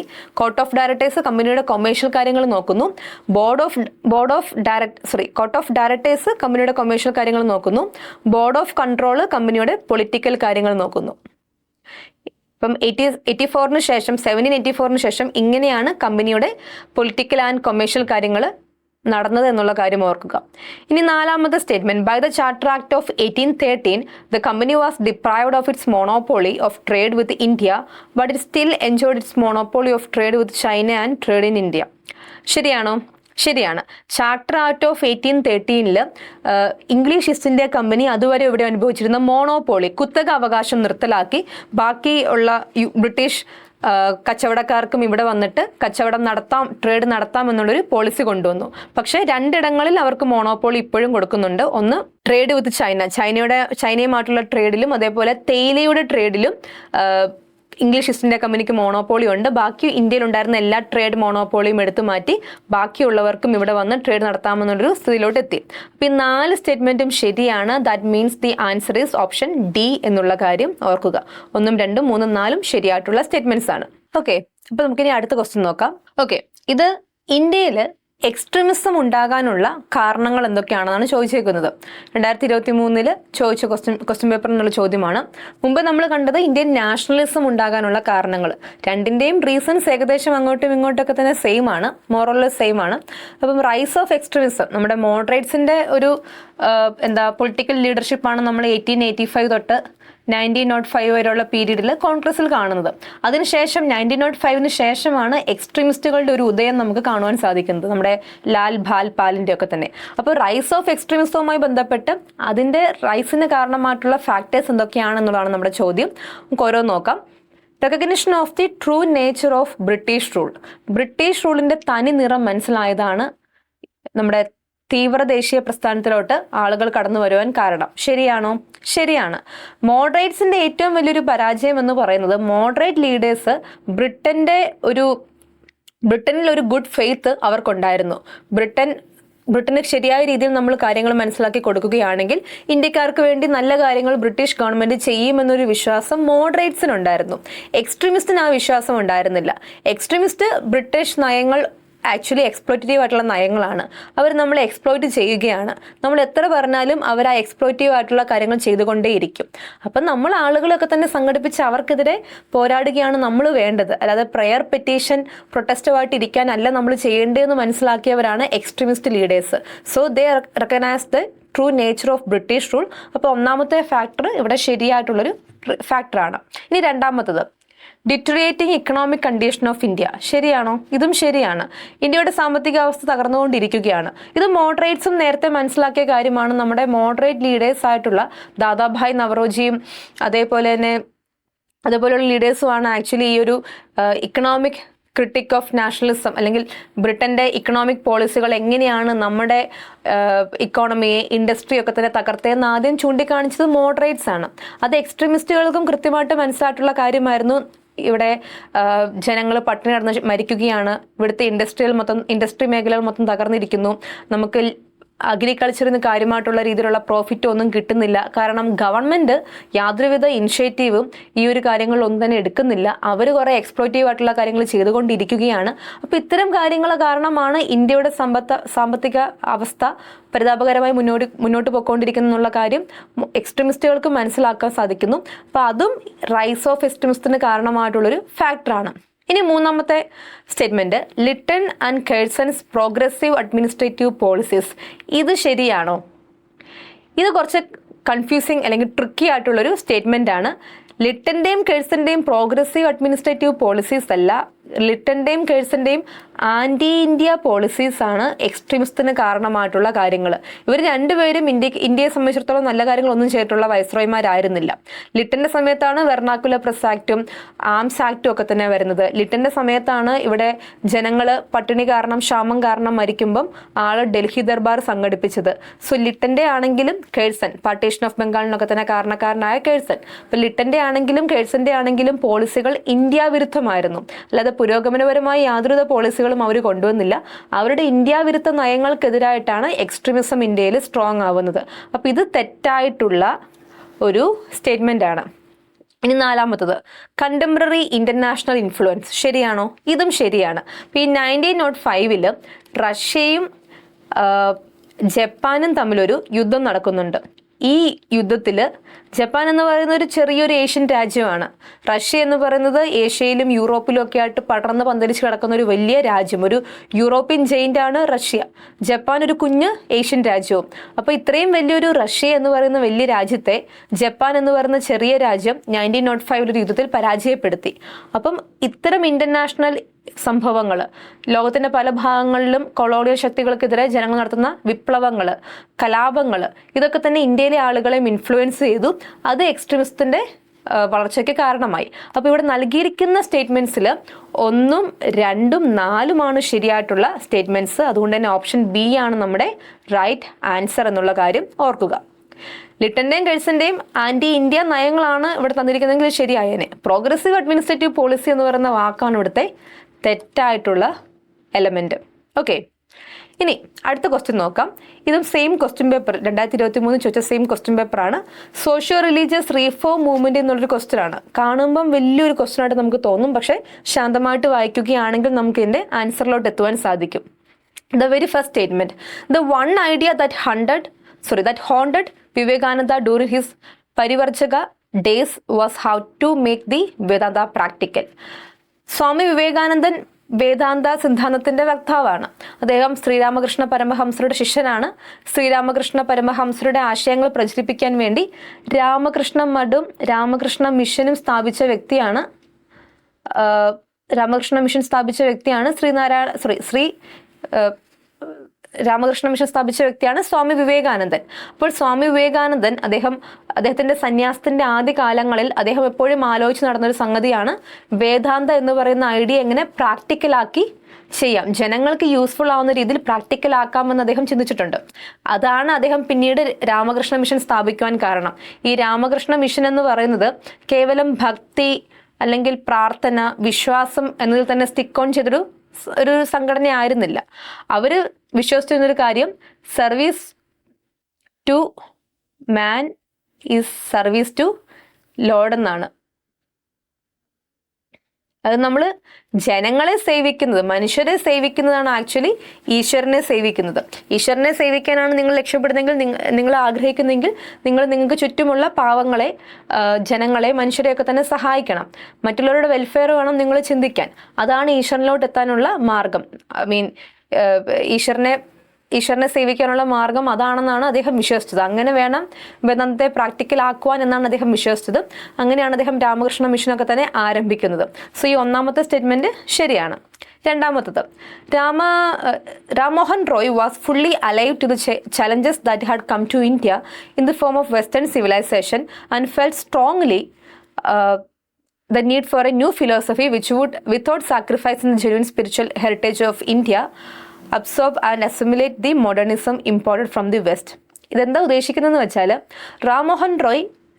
രാജാറാം മോഹൻ റോയ് ഒരേ സമയം വെസ്റ്റേൺ ലിബറൽ തോട്ട്സിൻ്റെ ഒക്കെ തന്നെ വക്താവായിട്ട് നിലകൊണ്ടെങ്കിലും ഈ വെസ്റ്റേൺ ലിബറൽ തോട്ട് ഇന്ത്യയുടെ ഒരു സ്പിരിച്വൽ ഹെറിറ്റേജിന്, ഇന്ത്യയുടെ ഒരു തനത് പാരമ്പര്യത്തെ, ഒരു ആത്മീയ ചിന്തയൊക്കെ തന്നെ അഫക്റ്റ് ചെയ്യാത്ത രീതിയിൽ വേണം ഇങ്ങോട്ടേക്ക് എത്തുവാൻ. അല്ലെങ്കിൽ വെസ്റ്റേൺ തോട്ടും ഇന്ത്യൻ തോട്ടും കൂടി ഇന്ത്യയുടെ തനത് ചിന്തകളെ പ്രശ്നമാകാത്ത രീതിയിൽ വേണം വെസ്റ്റേൺ തോട്ട് ഇന്ത്യയിൽ അവതരിപ്പിക്കാൻ എന്ന് ആലോചിച്ച വ്യക്തിയാണ് രാജാറാം മോഹൻ റോയ് എന്നാണ് ഇവിടെ പറയുന്നത്. ഒന്നുകൂടെ പറയാം, ഇന്ത്യയിൽ നമ്മൾ വെസ്റ്റേൺ ലിബറൽ ഐഡിയാസ് ഒക്കെ തന്നെ ഇൻട്രൊഡ്യൂസ് ചെയ്യുമ്പം ഇന്ത്യയുടെ തനത് പാരമ്പര്യങ്ങളെ കാര്യമായ രീതിയിൽ ബാധിക്കാതെ വേണം ഇത് ഇവിടെ ഇൻട്രൊഡ്യൂസ് ചെയ്യാൻ എന്നാണ് അദ്ദേഹം പറഞ്ഞത്. അദ്ദേഹം ആ ഒരു ചലഞ്ച് നേരിട്ട് മുന്നിൽ കണ്ടു എന്നാണ് ഈ സ്റ്റേറ്റ്മെന്റിൽ പറഞ്ഞു വെക്കുന്നത്. ഇതും ആക്ച്വലി ശരിയായിട്ടുള്ളൊരു കാര്യമാണ്. രാജാറാം മോഹൻ റോയ് ഒരു റീഫോമിസ്റ്റ് ചിന്താഗതിക്കാരനായിട്ടുള്ള വ്യക്തിയായിരുന്നു. അദ്ദേഹം വെസ്റ്റേൺ ലിബറൽ തോട്ടിന്റെ ഒക്കെ തന്നെ വക്താവായിരുന്നു. അതേസമയം തന്നെ ഈ വെസ്റ്റേൺ ലിബറൽ തോട്ട് ഇന്ത്യയുടെ തനത് പാരമ്പര്യങ്ങളെ കാര്യമായ രീതിയിൽ പ്രശ്നമാക്കാതെ ഇവിടെ ഇൻട്രൊഡ്യൂസ് ചെയ്ത് ഇവിടെയുള്ള പല അനാചാരങ്ങൾക്കുമെതിരെ നിലകൊണ്ട വ്യക്തിയാണ് രാജാറാം മോഹൻ റോയ്. അപ്പോൾ ഈ രണ്ടാമത്തെ സ്റ്റേറ്റ്മെന്റും ശരിയാണ്. ഓക്കെ, ഇനി മൂന്നാമത്തെ statement, Prarthana Samaj followers devoted their attention mainly to social reform, interdining intermarriage, remarriage of widows, improvement of the lot of women and depressed classes.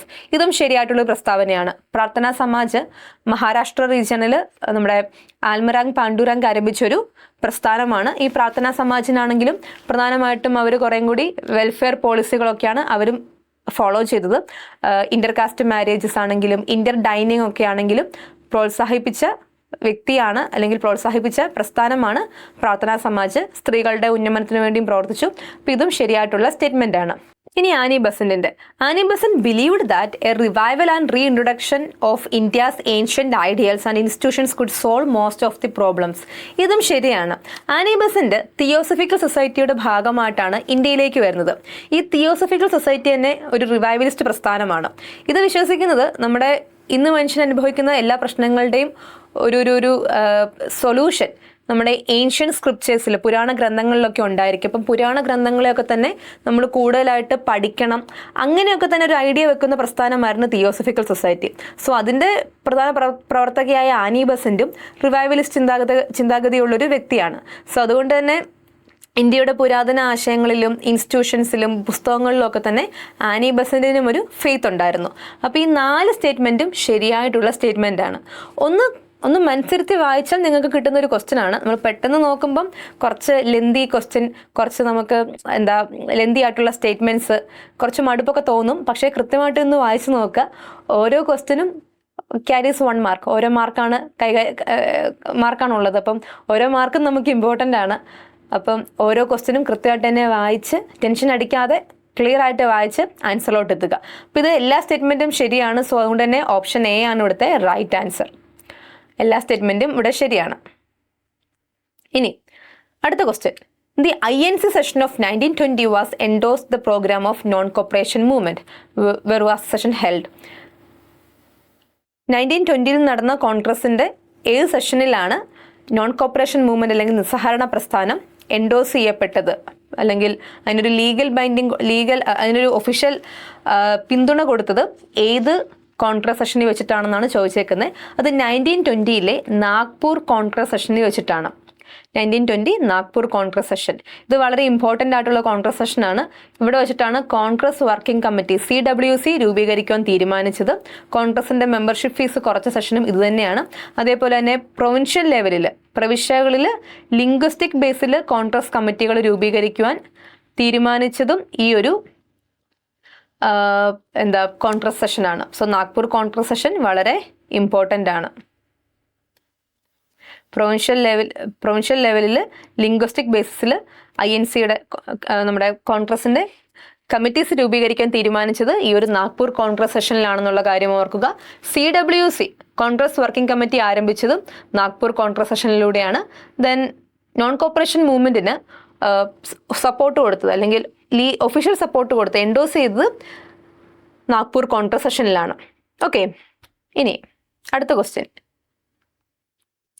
Which among the given act provided for a bicameral legislation at the center during the British period? Government of India ആക്ടുകളെ പറ്റി നമ്മൾ പലവട്ടം പഠിച്ചിട്ടുള്ളതാണ്. 1909 ഉണ്ട്, 1919 ഉണ്ട്, 1935 ഉണ്ട്. ഇതൊക്കെ തന്നെ വളരെ ഇമ്പോർട്ടൻറ്റുമാണ്.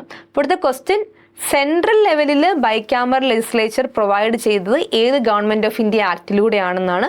ഇതിൻ്റെ right answer 1919 government of India act അല്ലെങ്കിൽ മൊണ്ടേഗു ചെംസ്ഫോർഡ് റീഫോംസിലൂടെയാണ്. ബൈക്യാമറൽ ലെജിസ്ലേച്ചർ സെൻറ്റർ ആണെങ്കിൽ അത് 1919 ആണ്. ബൈക്യാമറൽ ലെജിസ്ലേച്ചർ അറ്റ് പ്രൊവിൻഷ്യൽ ലെവലിലാണെങ്കിൽ അത് 1935 ആണ്. പ്രവിശ്യകളിൽ ബൈക്യാമറൽ ലെജിസ്ലേച്ചർ കൊണ്ടുവന്നത് 1935 ഗവൺമെൻറ് ഓഫ് ഇന്ത്യ ആക്ട്. കേന്ദ്രത്തിൽ, സെൻറ്ററിൽ ബൈക്യാമറൽ ലെജിസ്ലേച്ചർ കൊണ്ടുവന്നത് ഗവൺമെൻറ് ഓഫ് ഇന്ത്യ ആക്ട് 1919 ആണ്. ഓക്കെ, അതേപോലെ ഡയാർക്കി, പ്രവിശ്യകളിൽ ഡയാർക്കി ഇൻട്രൊഡ്യൂസ് ചെയ്തത് 1919 പ്രവിശ്യകൾ അല്ലെങ്കിൽ പ്രൊവിൻസസിൽ ഡയാർക്കി കൊണ്ടുവന്നത് 1919 1935 ആയപ്പോഴത്തേക്കും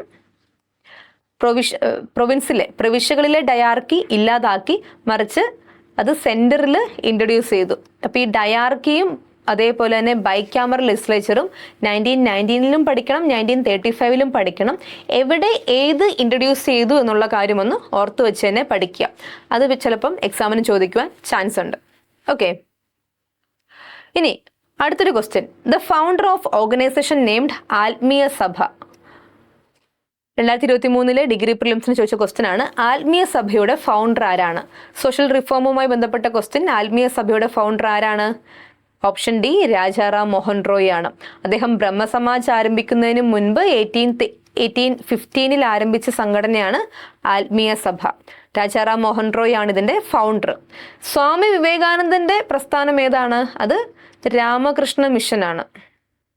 അദ്ദേഹത്തിൻ്റെ ഗുരുവായിട്ടുള്ള ശ്രീരാമകൃഷ്ണ പരമഹംസരുടെ ഐഡിയാസ് പ്രചരിപ്പിക്കാൻ വേണ്ടി അദ്ദേഹം രാമകൃഷ്ണ മിഷൻ ആരംഭിക്കുന്നു. ഇനി വീരേശലിംഗത്തിൻ്റെ സംഘടന ഏതാണ്? അത് ഹിതകാരണി സഭയാണ്.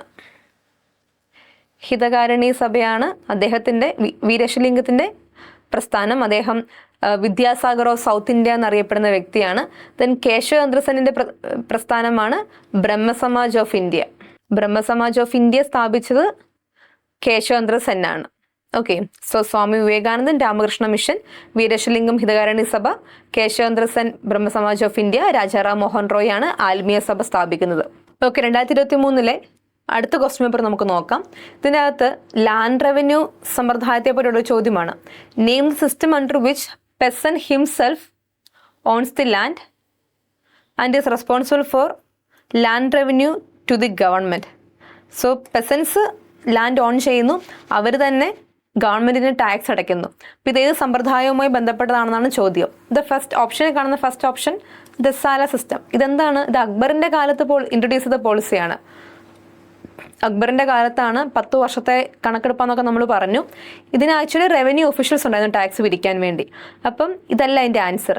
ദെൻ സെമീന്ദാരി സിസ്റ്റം അല്ലെങ്കിൽ permanent settlement system.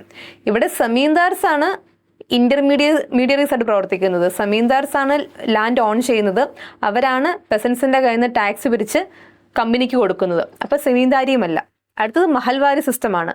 മഹൽവാരിക്കകത്ത് village headman ആണ് ടാക്സ് പിരിക്കുന്നത്. സോ മഹൽവാരിയുമല്ല. പിന്നെ ഉള്ളത് എന്താണ്? റൈറ്റ് വാരി സമ്പ്രദായമാണ്. റൈറ്റ് വാരിക്കകത്താണ് റൈറ്റ്സ് അല്ലെങ്കിൽ പെസൻസ് ലാൻഡ് ഓൺ ചെയ്യുകയും അവർ പേയ്മെൻറ്റ് കൊടുക്കുകയും ചെയ്യുന്നത്. സോ ഇവിടുത്തെ റൈറ്റ് ആൻസർ ഏതാണ്? റൈറ്റ് വാരി സമ്പ്രദായമാണ്. സൗത്ത് ഇന്ത്യയിലാണ് റൈറ്റ് വാരി സമ്പ്രദായം ഇൻട്രൊഡ്യൂസ് ചെയ്യപ്പെട്ടെന്നുള്ള കാര്യം ഓർക്കുക. ഓക്കെ, ഇനി അടുത്ത question. The nationalist who propounded the drain theory against British economic exploitation of India. നമ്മൾ കുറേ കാലമായിട്ട് കേൾക്കുന്ന ഒരു ഫാക്റ്റ് ആണല്ലോ ഇത്. നമ്മൾ PSC പഠിക്കാൻ തുടങ്ങിയ കാലം തൊട്ടേ കേൾക്കുന്ന ഒരു ഫാക്റ്റാണ് ഡ്രെയിൻ തിയറി ആരാണ് കൊണ്ടുവന്നെന്നുള്ളത്. നമുക്കറിയാം ചോർച്ച സിദ്ധാന്തം ആരുടേതാണ്? ദാദാഭായ് നവറോജിയുടേതാണ്. Poverty and unBritish rule of India എന്ന് പറയുന്ന അദ്ദേഹത്തിൻ്റെ ബുക്കിലാണ് അദ്ദേഹം ഈ ഒരു ചോർച്ച സിദ്ധാന്തം അവതരിപ്പിച്ചത്.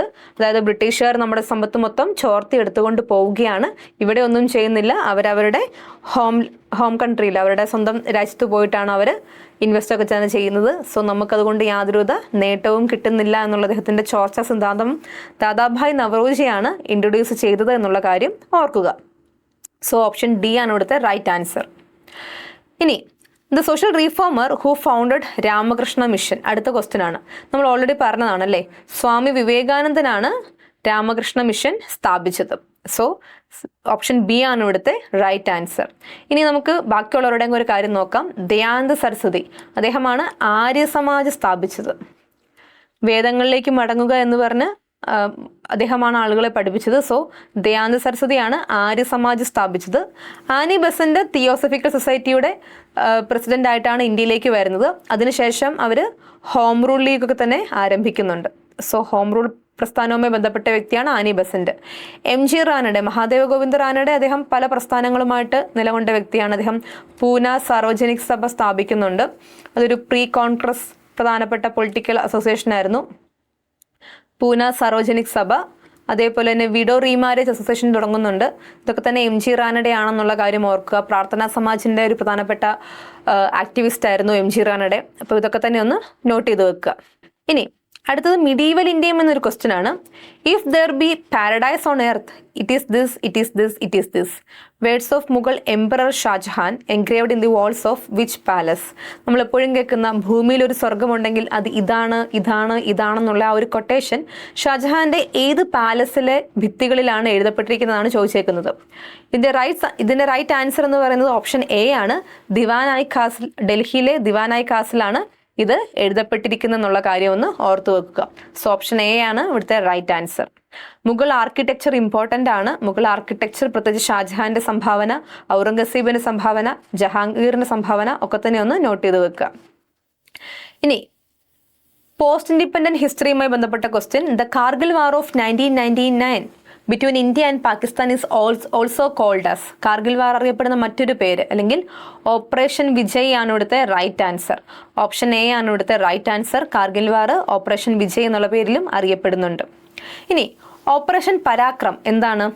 ഓപ്പറേഷൻ പരാക്രം ഈസ് എന്താ വെച്ചാൽ ആക്ച്വലി 2002 2002 പാർലമെന്റ് അറ്റാക്കുമായി ബന്ധപ്പെട്ട് അതിന് ഫോളോ അപ്പ് ആയിട്ട് നടന്ന ഒരു പാകിസ്ഥാൻ അറ്റാക്കാണ്, ഇന്ത്യൻ അറ്റാക്ക് ഓൺ പാകിസ്ഥാനാണ് ഓപ്പറേഷൻ പരാക്രം കൊണ്ട് ഉദ്ദേശിക്കുന്നത്. So Indian attack on Pakistan തന്നെയാണ്, പക്ഷേ അത് 2002 പീരീഡിലാണ്, പാർലമെന്റ് അറ്റാക്കിന് ശേഷമാണ് ഈ ഓപ്പറേഷൻ പരാക്രം വരുന്നത്.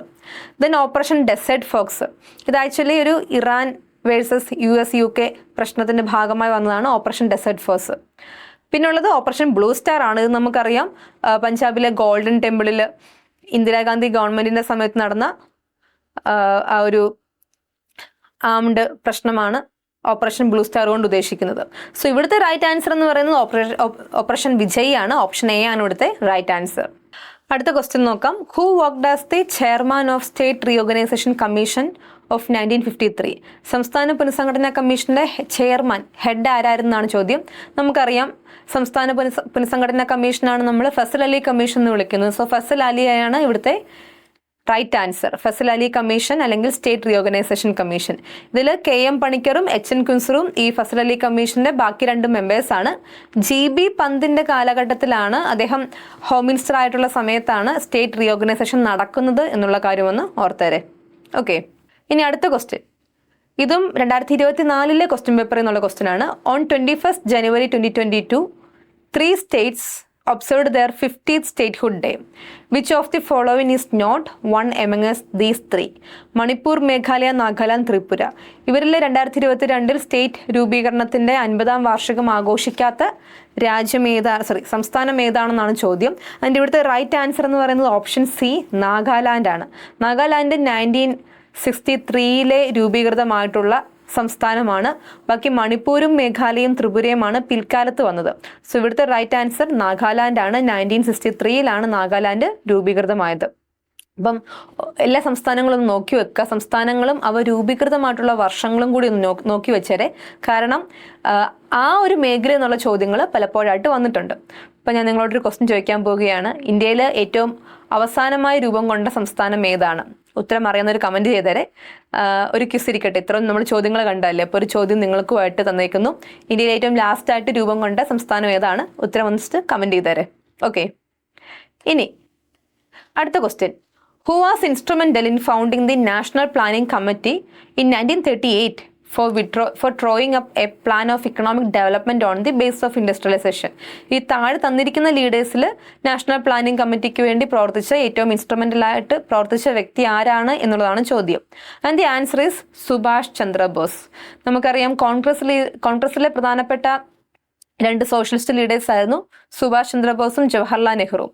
ഈ 1938 നാഷണൽ പ്ലാനിംഗ് കമ്മിറ്റി രൂപീകരിക്കാൻ പ്രധാന പങ്ക് വഹിച്ച വ്യക്തി സുഭാഷ് ചന്ദ്രബോസ് ആണ്. ഇവിടുത്തെ റൈറ്റ് ആൻസർ ഓപ്ഷൻ ബി ആണ് എന്നുള്ള കാര്യം ഒന്ന് ഓർത്തേരെ. നമ്മൾ പ്രൊമിനന്റ് ലീഡേഴ്സിനെ പറ്റിയിട്ടുള്ള ഫാക്ട്സ് നോക്കണം. അപ്പം അതിൽ ഏറ്റവും പ്രധാനമായിട്ട് നോക്കേണ്ടത് ഗാന്ധിജി, ബോസ് തുടങ്ങിയിട്ടുള്ള ലീഡേഴ്സിനെ പറ്റിയിട്ടാണ്. അടുത്ത question. In 1933 Mahatma Gandhi withdraw from all political activity and made A country wide tour covering A distance of 12,504 miles. This tour is known as dash.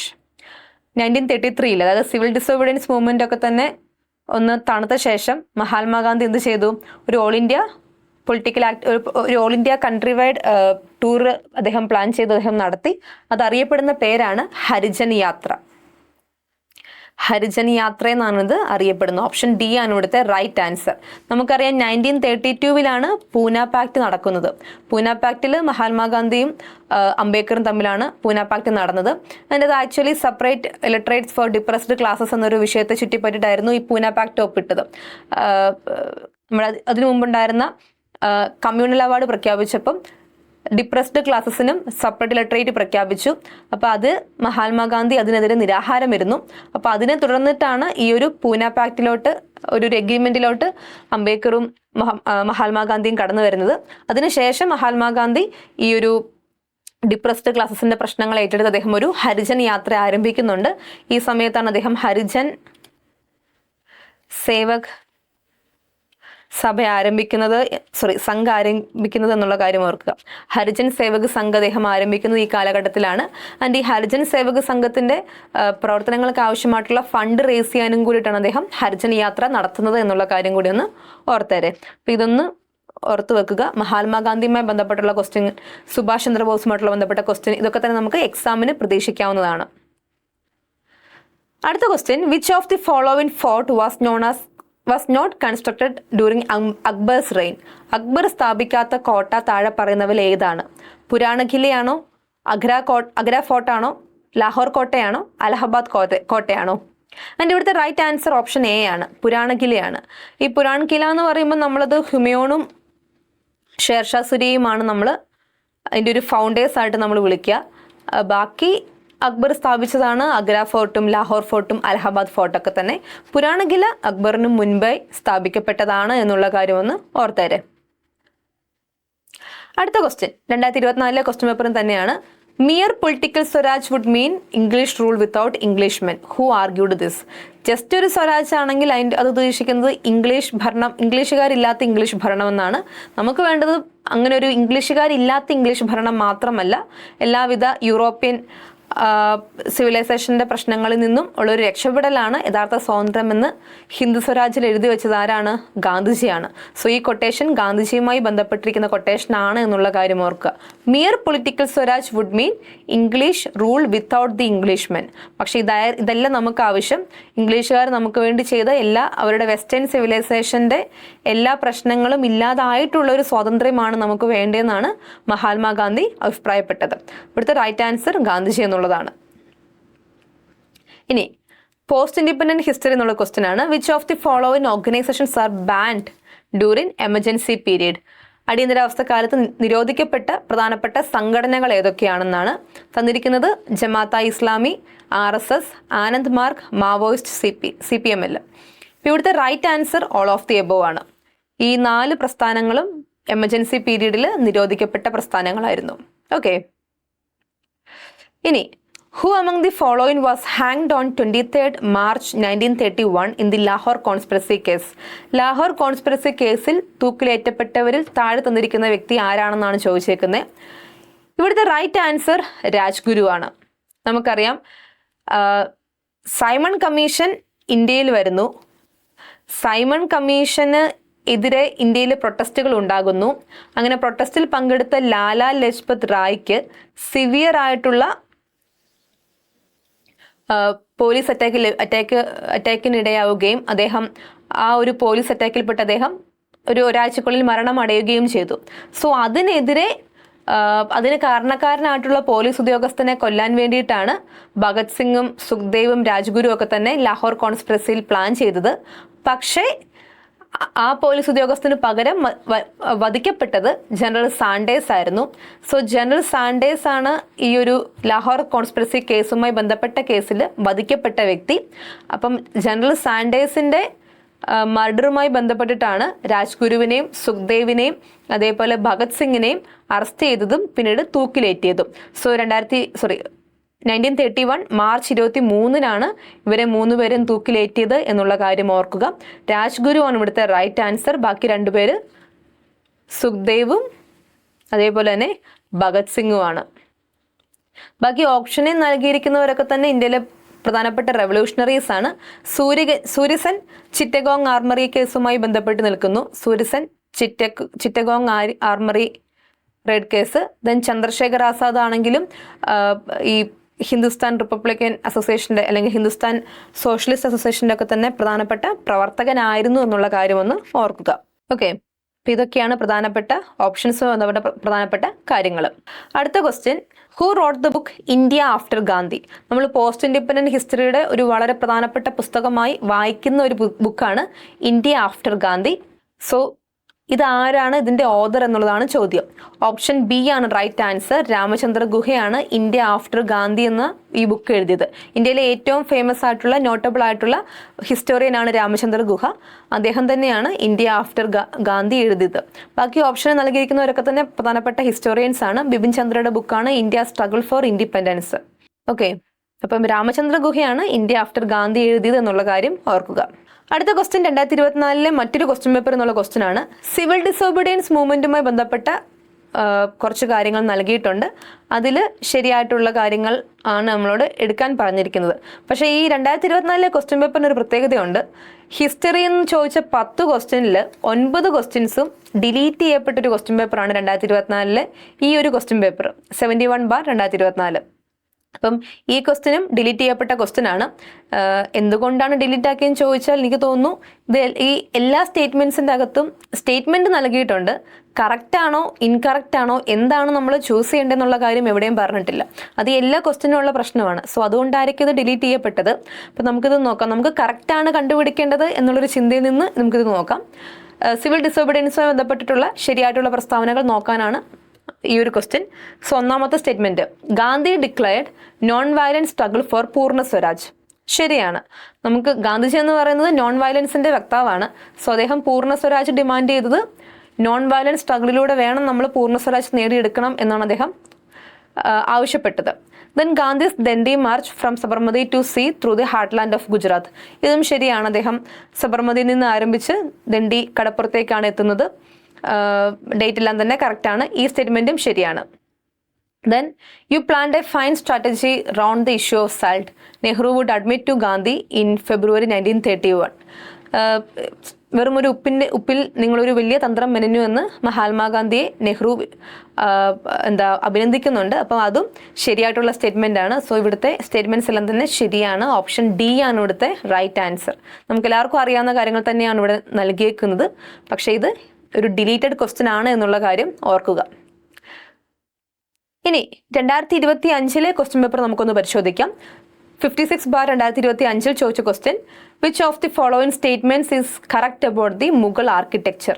Mughal ആർക്കിടെക്ചറുമായി ബന്ധപ്പെട്ട കുറച്ച് സ്റ്റേറ്റ്മെന്റ് നൽകിയിട്ടുണ്ട്. അതിലെ ശരിയായിട്ടുള്ള സ്റ്റേറ്റ്മെന്റ് കണ്ടുപിടിക്കാനാണ് നമ്മളോട് പറഞ്ഞേക്കുന്നത്. First statement, Shah Jahan founded the fort complex at Fatehpur Sikri. ശരിയാണോ? ഫത്തേപൂർ സിക്രിയിലെ കോട്ട ഷാജഹാൻ ആണോ പണിതത്? തെറ്റാണ്. ഫത്തേപൂർ സിക്രി എന്ന് പറയുന്നത് അക്ബറിന്റെ സ്വപ്ന നഗരമാണ്. സോ അക്ബറാണ് അവിടുത്തെ ഫത്തേപൂർ സിക്രിയുമായി ബന്ധപ്പെട്ട എല്ലാ ആർക്കിടെക്ചറൽ കാര്യങ്ങളും നമ്മൾ ആട്രിബ്യൂട്ട് ചെയ്യുന്നത് അക്ബറിലാണ്. സോ ഇവിടുത്തെ റൈറ്റ് ആൻസർ ഷാജഹാൻ അല്ല, അക്ബർ ആണ്. ഈ സ്റ്റേറ്റ്മെന്റ് തെറ്റാണ്. Then the lofty gateway to the red fort is known as Buland Darwaza. ഈ സ്റ്റേറ്റ്മെന്റ് ശരിയാണോ?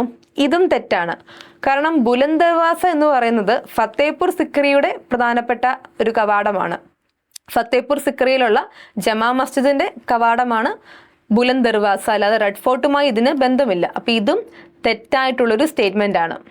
ദെൻ അടുത്തത്, Moti Masjid in Delhi was build by Jahangir. ഇത് ശരിയാണോ? ഇത് തെറ്റാണ്. കാരണം മോട്ടി മസ്ജിദ് ഇൻ ഡൽഹി പണിതത് ജഹാംഗീർ അല്ല, ഔറംഗസീബാണ്. സോ ഇവിടെ തന്നിരിക്കുന്ന 3 സ്റ്റേറ്റ്മെന്റും തെറ്റാണ് എന്നാണ് നമ്മൾ മനസ്സിലാക്കേണ്ട ഒരു കാര്യം. ഫത്തേപൂർ സിക്രി പണിതത് അക്ബറാണ്. ബുലന്ദ് ദർവാസ ഫത്തേപൂർ സിക്രിയിലുള്ള ജമാ മസ്ജിദിന്റെ കവാടമാണ്, റെഡ് ഫോർട്ടിന്റെ അല്ല. അതേപോലെ മോട്ടി മസ്ജിദ് ഇൻ ഡൽഹിയിലെ മോട്ടി മസ്ജിദ് പണിതത് ഔറംഗസീബാണ്. സോ ഇവിടുത്തെ right answer option D, none of the above ആണ്. ഓക്കെ, കിട്ടിയല്ലോ. അപ്പം മുഗൾ ആർക്കിടെക്ചറിനെ പറ്റിയിട്ട് നമ്മൾ പഠിക്കേണ്ടിയിരിക്കുന്നു. ഇനി അടുത്ത question, which of the following provisions is not part of the Indian Independence Act of 1947. Not part എന്നാണ് ചോദിച്ചേക്കുന്നത്. അപ്പം 47 Government of India Act, Indian Independence ആക്ടിൽ ഇല്ലാത്ത പ്രൊവിഷൻ എന്താണെന്ന് നമുക്കൊന്ന് നോക്കാം. Indian Independence Act of 1947 was based on the mount batten plan. Mount batten plan അല്ലെങ്കിൽ June 3 plan എന്നറിയപ്പെടുന്ന പ്ലാൻ പ്രകാരമാണ് ഇന്ത്യയും പാകിസ്ഥാനും പാർട്ടീഷൻ ചെയ്യപ്പെടുമെന്നുള്ള കാര്യം പ്രഖ്യാപിച്ചത്. സോ ഈ പ്ലാൻ അനുസരിച്ചിട്ടാണ് 1947 ഇൻഡിപെൻഡൻസ് ആക്ട് നിലവിൽ വന്നതെന്നാണ് പറഞ്ഞിരിക്കുന്നത്. ഇത് ശരിയാണ്. കാരണം ഈ പ്ലാൻ അനുസരിച്ചിട്ടുള്ള ഒരു പാർട്ടീഷൻ പ്ലാൻ ആണ് actually Indian Independence Act of 1947 നമുക്ക് കാണുവാൻ സാധിക്കുന്നത്. സോ ഇത് ശരിയായിട്ടുള്ള ഒരു സ്റ്റേറ്റ്മെന്റ് ആണ്. അടുത്തത്, the act declared India an independent and sovereign state from August 15, 1947. ഇത് ശരിയാണോ? ഇതും ശരിയാണ്. ഇന്ത്യയെ ഒരു ഇൻഡിപെൻഡന്റ് ആൻഡ് സോവറിൻ സ്റ്റേറ്റ് ആയിട്ട് ഓഗസ്റ്റ് 15, 1947 പ്രഖ്യാപിച്ചു. Third statement, the act instituted the office of governor general who was to be appointed by the British king. ഇതും actually ശരിയായിട്ടുള്ളൊരു സ്റ്റേറ്റ്മെന്റ് ആണ്. കാരണം ഇന്ത്യയിൽ ഗവൺമെന്റ് രൂപീകരിക്കുന്നത് വരെ ഒരു ഗവർണർ ജനറലിന്റെ ഓഫീസ് ഇവിടെ പ്രവർത്തിക്കും. ബ്രിട്ടീഷ് കിങ് ആയിരിക്കും ഈ ഗവർണർ ജനറലിനെ അപ്പോയിന്റ് ചെയ്യുക എന്നുള്ള കാര്യം ഈ ഒരു 47 ഇവിടെ പറയുന്നുണ്ട്. അപ്പം ഇതും ശരിയായിട്ടുള്ള സ്റ്റേറ്റ്മെന്റ് ആണ്. അങ്ങനെയാണ് മൗണ്ട് ബാറ്റൺ ഇന്ത്യയുടെ ഗവർണർ ജനറൽ ആയിട്ട് തുടർന്നത്. ആൻഡ് അടുത്ത സ്റ്റേറ്റ്മെന്റ്, 4ാമത് statement, the act insisted that the Indian princely states to join the dominion of India. ഇത് ആക്ച്വലി തെറ്റായിട്ടുള്ളൊരു സ്റ്റേറ്റ്മെന്റ് ആണ്. കാരണം Indian Independence Act of 1947 princely സ്റ്റേറ്റ്സിന്റെ മുൻപിൽ 3 ഓപ്ഷൻസ് ആണ് നൽകിയത്. ഒന്നെങ്കിൽ ഇന്ത്യയിലേക്ക് ജോയിൻ ചെയ്യുക, അല്ലെങ്കിൽ പാകിസ്ഥാനിലേക്ക് ജോയിൻ ചെയ്യുക, അല്ലെങ്കിൽ ഇൻഡിപെൻഡന്റ് ആയിട്ട് നിൽക്കുക. അല്ലാതെ ഇന്ത്യയിൽ ജോയിൻ ചെയ്യണമെന്ന് ഇൻസിസ്റ്റ് ചെയ്തിട്ടുണ്ടായിരുന്നില്ല. സോ ഇത് 4ാമത്തെ സ്റ്റേറ്റ്മെന്റ് തെറ്റായിട്ടുള്ള സ്റ്റേറ്റ്മെന്റ് ആണ്. 1, 2, 3 ആണ് ഇവിടെ ശരിയായിട്ടുള്ളത്. സോ ഇവിടെ ചോദിച്ചേക്കുന്നത് not part of Indian Independence Act ആണ്. സോ അതുകൊണ്ട് തന്നെ ഓപ്ഷൻ സി ആണ് ഇവിടുത്തെ right answer. Option C is the right answer. അടുത്ത ക്വസ്റ്റ്യൻ നോൺ കോപ്പറേഷൻ മൂവ്മെന്റുമായി ബന്ധപ്പെട്ട ക്വസ്റ്റ്യൻ ആണ്. ഈ ഒരു ക്വസ്റ്റ്യൻ പേപ്പറിലെ എല്ലാ ചോദ്യങ്ങളും അത്യാവശ്യം ലെന്തി ആയിരുന്നു. അതുകൊണ്ട് തന്നെ സ്റ്റുഡൻസ് കുറച്ചധികം കൺസേൺ പറഞ്ഞ ഒരു ക്വസ്റ്റ്യൻ പേപ്പറാണിത്. ഇപ്പം നിങ്ങൾക്കറിയാം സ്ലൈഡ് മൊത്തം നിറഞ്ഞിരിക്കുകയാണ് ചോദ്യങ്ങളൊക്കെ തന്നെ. സോ നോൺ കോപ്പറേഷൻ മൂവ്മെന്റുമായി ബന്ധപ്പെട്ട് ശരിയായിട്ടുള്ള പ്രസ്താവന കണ്ടുപിടിക്കാനാണ് പറഞ്ഞിരിക്കുന്നത്. The non-cooperation movement was started by Gandhi on 1st August 1920. ശരിയാണ്. ഓഗസ്റ്റ് 1, 1920 നോൺ കോപ്പറേഷൻ മൂവ്മെന്റ് ആരംഭിക്കുന്നത്. ഗാന്ധിജിയാണ് ഇത് തുടങ്ങി വെക്കുന്നത്. Removal of untouchability among Hindus and promotion of Hindu Muslim unity were part of the programmes. ഇതും ശരിയാണ്. ഗാന്ധിജിയുടെ കൺസ്ട്രക്റ്റീവ് പ്രോഗ്രാമിന്റെ ഭാഗമായി വരുന്ന കാര്യങ്ങളാണിത്. നോൺ കോപ്പറേഷൻ മൂവ്മെന്റ് നമ്മൾ ഇതും ചെയ്തിരുന്നു. Then, the goal of the non-cooperation movement was the attainment of self-government through any means. ഇത് ശരിയാണോ?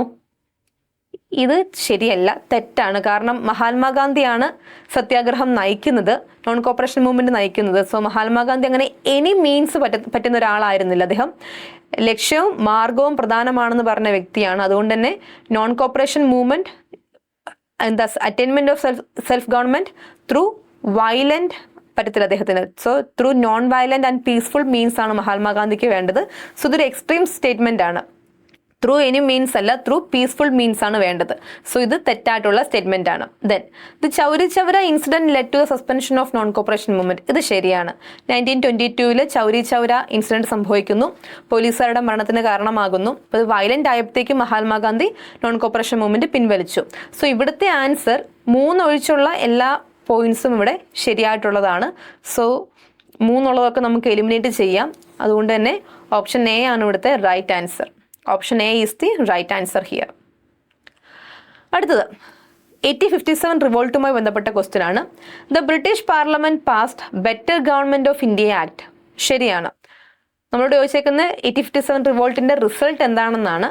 So British government better government of India act 1858 ഈ കലാപത്തിന് ശേഷമാണ് പാസ്സാക്കിയത്. അങ്ങനെയാണ് വൈസ്രോയി എന്നുള്ള ടൈം ഇവിടെ വരുന്നു. അതേപോലെ കമ്പനി റൂള് അവസാനിക്കുന്നു. ബ്രിട്ടീഷ് ക്രൗണിന്റെ ഡയറക്റ്റ് റൂളിലേക്ക് നമ്മൾ എത്തപ്പെടുന്നു.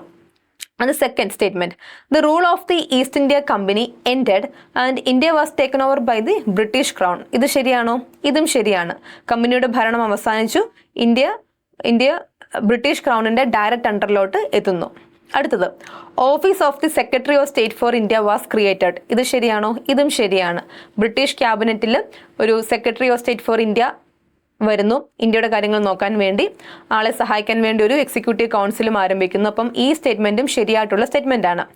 Then communal representation and dyarchy were introduced. ഇത് ശരിയാണോ? ഇത് ശരിയല്ല. കാരണം കമ്മ്യൂണൽ റെപ്രസെന്റേഷൻ തുടങ്ങി വെക്കുന്നത് 1909 ഗവൺമെന്റ് ഓഫ് ഇന്ത്യ ആക്ടിലൂടെയാണ്. ഡയാർക്കി തുടങ്ങുന്നത് 1919 ഗവൺമെന്റ് ഓഫ് ഇന്ത്യ ആക്ടിലൂടെയാണ്. അല്ലാതെ 1857 റിവോൾട്ടിന്റെ റിസൾട്ട് ആയിട്ടല്ല. അപ്പൊ ഈ 4ാമത്തത് തെറ്റാണ്. ബാക്കിയെല്ലാം തന്നെ ശരിയായിട്ടുള്ള സ്റ്റേറ്റ്മെന്റ് ആണ്. അപ്പൊ നമുക്ക് 4 തന്നെ എങ്ങനെ എലിമിനേറ്റ് ചെയ്യാം? എ നമുക്ക് വെട്ടാം, ബി നമുക്ക് വെട്ടാം, ഡിയും വെട്ടാം. സോ ഓപ്ഷൻ സി ആണ് ഇവിടുത്തെ റൈറ്റ് ആൻസർ ആയിട്ട് വരിക. Option C is the right answer here. Okay. അടുത്തത് 2025 2ാമത്തെ ക്വസ്റ്റ്യൻ പേപ്പർ എന്നുള്ള ക്വസ്റ്റ്യൻ ആണ്. Mansabdari system was introduced by. എന്താണ് മൻസബ്ദാരി സമ്പ്രദായം? അക്ബറിന്റെ കാലത്തെ പ്രധാനപ്പെട്ട ഒരു സിസ്റ്റമാണ് മൻസബ്ദാരി സിസ്റ്റം. അതായത് അക്ബറിന്റെ കീഴിൽ പ്രവർത്തിക്കുന്ന ഉദ്യോഗസ്ഥർ, അവർക്ക് പല പല റാങ്കുകളായിട്ട് അവരെ തിരിക്കുകയാണ്. അതാണ് ഈ മൻസബ്ദാരി സമ്പ്രദായം കൊണ്ട് ഉദ്ദേശിക്കുന്നത്. മൻസബ്ദാർസ് അല്ലെങ്കിൽ ഉദ്യോഗസ്ഥരെ പല പല റാങ്ക്സ് ആയിട്ട് തിരിക്കുന്നു. അപ്പം ആ സിസ്റ്റം ഇൻട്രൊഡ്യൂസ് ചെയ്തത് അക്ബറിന്റെ കാലഘട്ടത്തിലാണ് എന്നുള്ള കാര്യമൊന്ന് ഓർക്കുക. ഇനി by which act did the British crown take over the government of India from the East India company?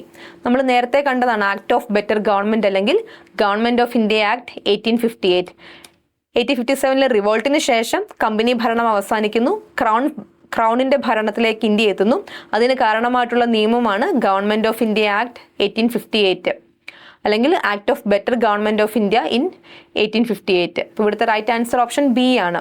ഈ റെഗുലേറ്റിംഗ് ആക്ട് ഒക്കെ തന്നെ കമ്പനി ഭരണം ഉള്ളപ്പോൾ ആരംഭിച്ചതാണ്. പിറ്റ്സ് ഇന്ത്യ ആക്ടും കമ്പനി ഭരണം ഉള്ളപ്പോൾ ആരംഭിച്ചതാണ്. ഗവൺമെന്റ് ഓഫ് ഇന്ത്യ ആക്ട് ആണ് ഇവിടുത്തെ റൈറ്റ് ആൻസർ ആയിട്ട് വരിക. അടുത്ത ക്വസ്റ്റ്യൻ ക്രൊണോളജിക്കൽ ഓർഡറിൽ എഴുതാൻ പറഞ്ഞിട്ടുള്ളതാണ്. കുറച്ച് സംഗതികൾ നമുക്ക് നൽകിയിട്ടുണ്ട്. The very first is Rowlatt act. Rowlatt act എന്നാ നടന്നത്? 1919 ഗാന്ധി ഇർവിൻ പാക്ട് ഇതെപ്പോഴാണ്? ഇത് 1ാം വട്ടമേശ സമ്മേളനം അവസാനിച്ച ശേഷം 2ാം വട്ടമേശ സമ്മേളനത്തിലോട്ട് കോൺഗ്രസിനെ ക്ഷണിക്കാൻ വേണ്ടി ആരംഭിച്ചതാണ്, നടന്നൊരു പാക്റ്റാണ്. സോ ഇത് 1930s 30-31 പീരീഡിലാണ്. ദെൻ പാർട്ടീഷൻ ഓഫ് ബംഗാൾ എപ്പോഴായിരുന്നു? പാർട്ടീഷൻ ഓഫ് ബംഗാൾ നടന്നത് 1905 നെഹ്റു റിപ്പോർട്ട് എപ്പോഴാണ്? 1928 സോ ഇവിടുത്തെ റൈറ്റ് ആൻസർ എങ്ങനെ വരും? ഫസ്റ്റ് സംഭവിച്ചത് പാർട്ടീഷൻ ഓഫ് ബംഗാൾ 3 വന്നു. ദെൻ സെക്കൻഡ് സംഭവിച്ചത് റൗലറ്റ് ആക്ട് 1 വന്നു. ദെൻ നെഹ്റു റിപ്പോർട്ട് 4 വരുന്നു.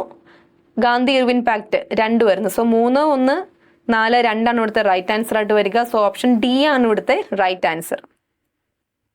Option D is the right answer. അപ്പോൾ വർഷങ്ങളൊന്ന് നോക്കി വെക്കുക, പ്രധാനപ്പെട്ട സംഭവങ്ങളുടെ ഒക്കെ തന്നെ ഒരു ഇയർ ഒന്ന് അറിഞ്ഞു വെക്കുക. അടുത്ത question, who introduce the 20 point program? 20 point program ആരാ ഇൻട്രൊഡ്യൂസ് ചെയ്തത്? അത് ഇന്ദിരാഗാന്ധി ഗവൺമെന്റിന്റെ സമയത്താണ് ഇൻട്രൊഡ്യൂസ് ചെയ്യപ്പെട്ടത്. ഇന്ദിരാഗാന്ധി കുറേയും കൂടി സോഷ്യലിസ്റ്റ് നയങ്ങൾ ഫോളോ ചെയ്തൊരു പ്രൈം മിനിസ്റ്റർ ആയിരുന്നു. അപ്പോൾ ഈ ഒരു സമയത്ത് ഈ ഗരീബി ഹഠാവോ പോലെയുള്ള പ്രോഗ്രാംസ് ഒക്കെ തന്നെ ഇന്ദിരാഗാന്ധി ലോഞ്ച് ചെയ്ത സമയമാണ്. അപ്പം ജനങ്ങളുടെ വെൽഫെയറിന് വേണ്ടി ഒരു 20 പോയിന്റ് 20 ദിന പരിപാടി ഓർഗനൈസ് ചെയ്ത വ്യക്തിയാണ് Indira Gandhi. So Indira Gandhi is the right answer here. അപ്പം നമ്മൾ ഇതുവരെ കണ്ടത് 2021 മുതൽ 2025 വരെ 13ഓളം ക്വസ്റ്റ്യൻ പേപ്പറിൽ കേരള PSC ചോദിച്ച മോഡേൺ ഇന്ത്യൻ ഹിസ്റ്ററിയിൽ നിന്നും മിഡീവൽ ഇന്ത്യയിൽ നിന്നും അതേപോലെ തന്നെ പോസ്റ്റ് ഇൻഡിപെൻഡന്റ് ഇന്ത്യയിൽ നിന്നുമുള്ള ചോദ്യങ്ങളാണ്.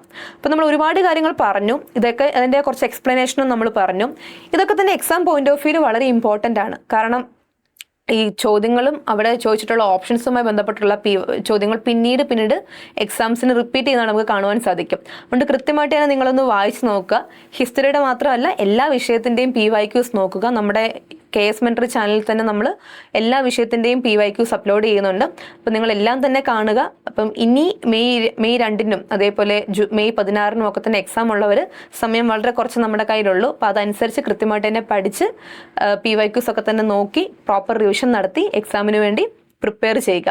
നമുക്കറിയാം സെക്രട്ടേറിയറ്റിൻ്റെ റിസൾട്ട് വന്നിരിക്കുകയാണ്. ആൻഡ് KS Mentorന് വളരെ അഭിമാനകരമായിട്ടുള്ള വിജയം ഇത്തവണ നേടുവാൻ സാധിച്ചു. 213ഓളം കുട്ടികൾ നമ്മുടെ ഈ ഒരു ഇൻസ്റ്റിറ്റ്യൂട്ടിൽ നിന്ന് ഇറങ്ങിയിട്ടുള്ളവരാണ്.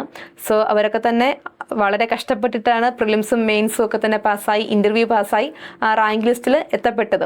അപ്പം നിങ്ങളും അവരുടെ ഒരു വിജയം മോട്ടിവേഷനായിട്ട് കാണുക. അത് നിങ്ങളെ ഇൻഫ്ലുവൻസ് ചെയ്യട്ടെ, ഇൻസ്പയർ ചെയ്യട്ടെ. നിങ്ങളും ആ ഒരു വിജയത്തിലോട്ട് എത്താൻ സാധിക്കട്ടെ. അതിന് പ്രിലിംസ് ആണ് നമ്മുടെ മുമ്പിൽ നിൽക്കുന്ന ഫസ്റ്റ് സ്റ്റെപ്പ്. അപ്പം കൃത്യമായിട്ട് തന്നെ പ്രിലിംസ് പഠിക്കുക, കൃത്യമായിട്ട് തന്നെ ഫോക്കസ് ചെയ്യുക. എല്ലാവർക്കും ഓൾ ദി വെരി ബെസ്റ്റ്. നന്നായി തന്നെ എക്സാം എഴുതുക. എന്തെങ്കിലും ഡൗട്ട് ഉണ്ടെങ്കിൽ കമൻറ്റ് ബോക്സിൽ ഇടുക. And thank you so much.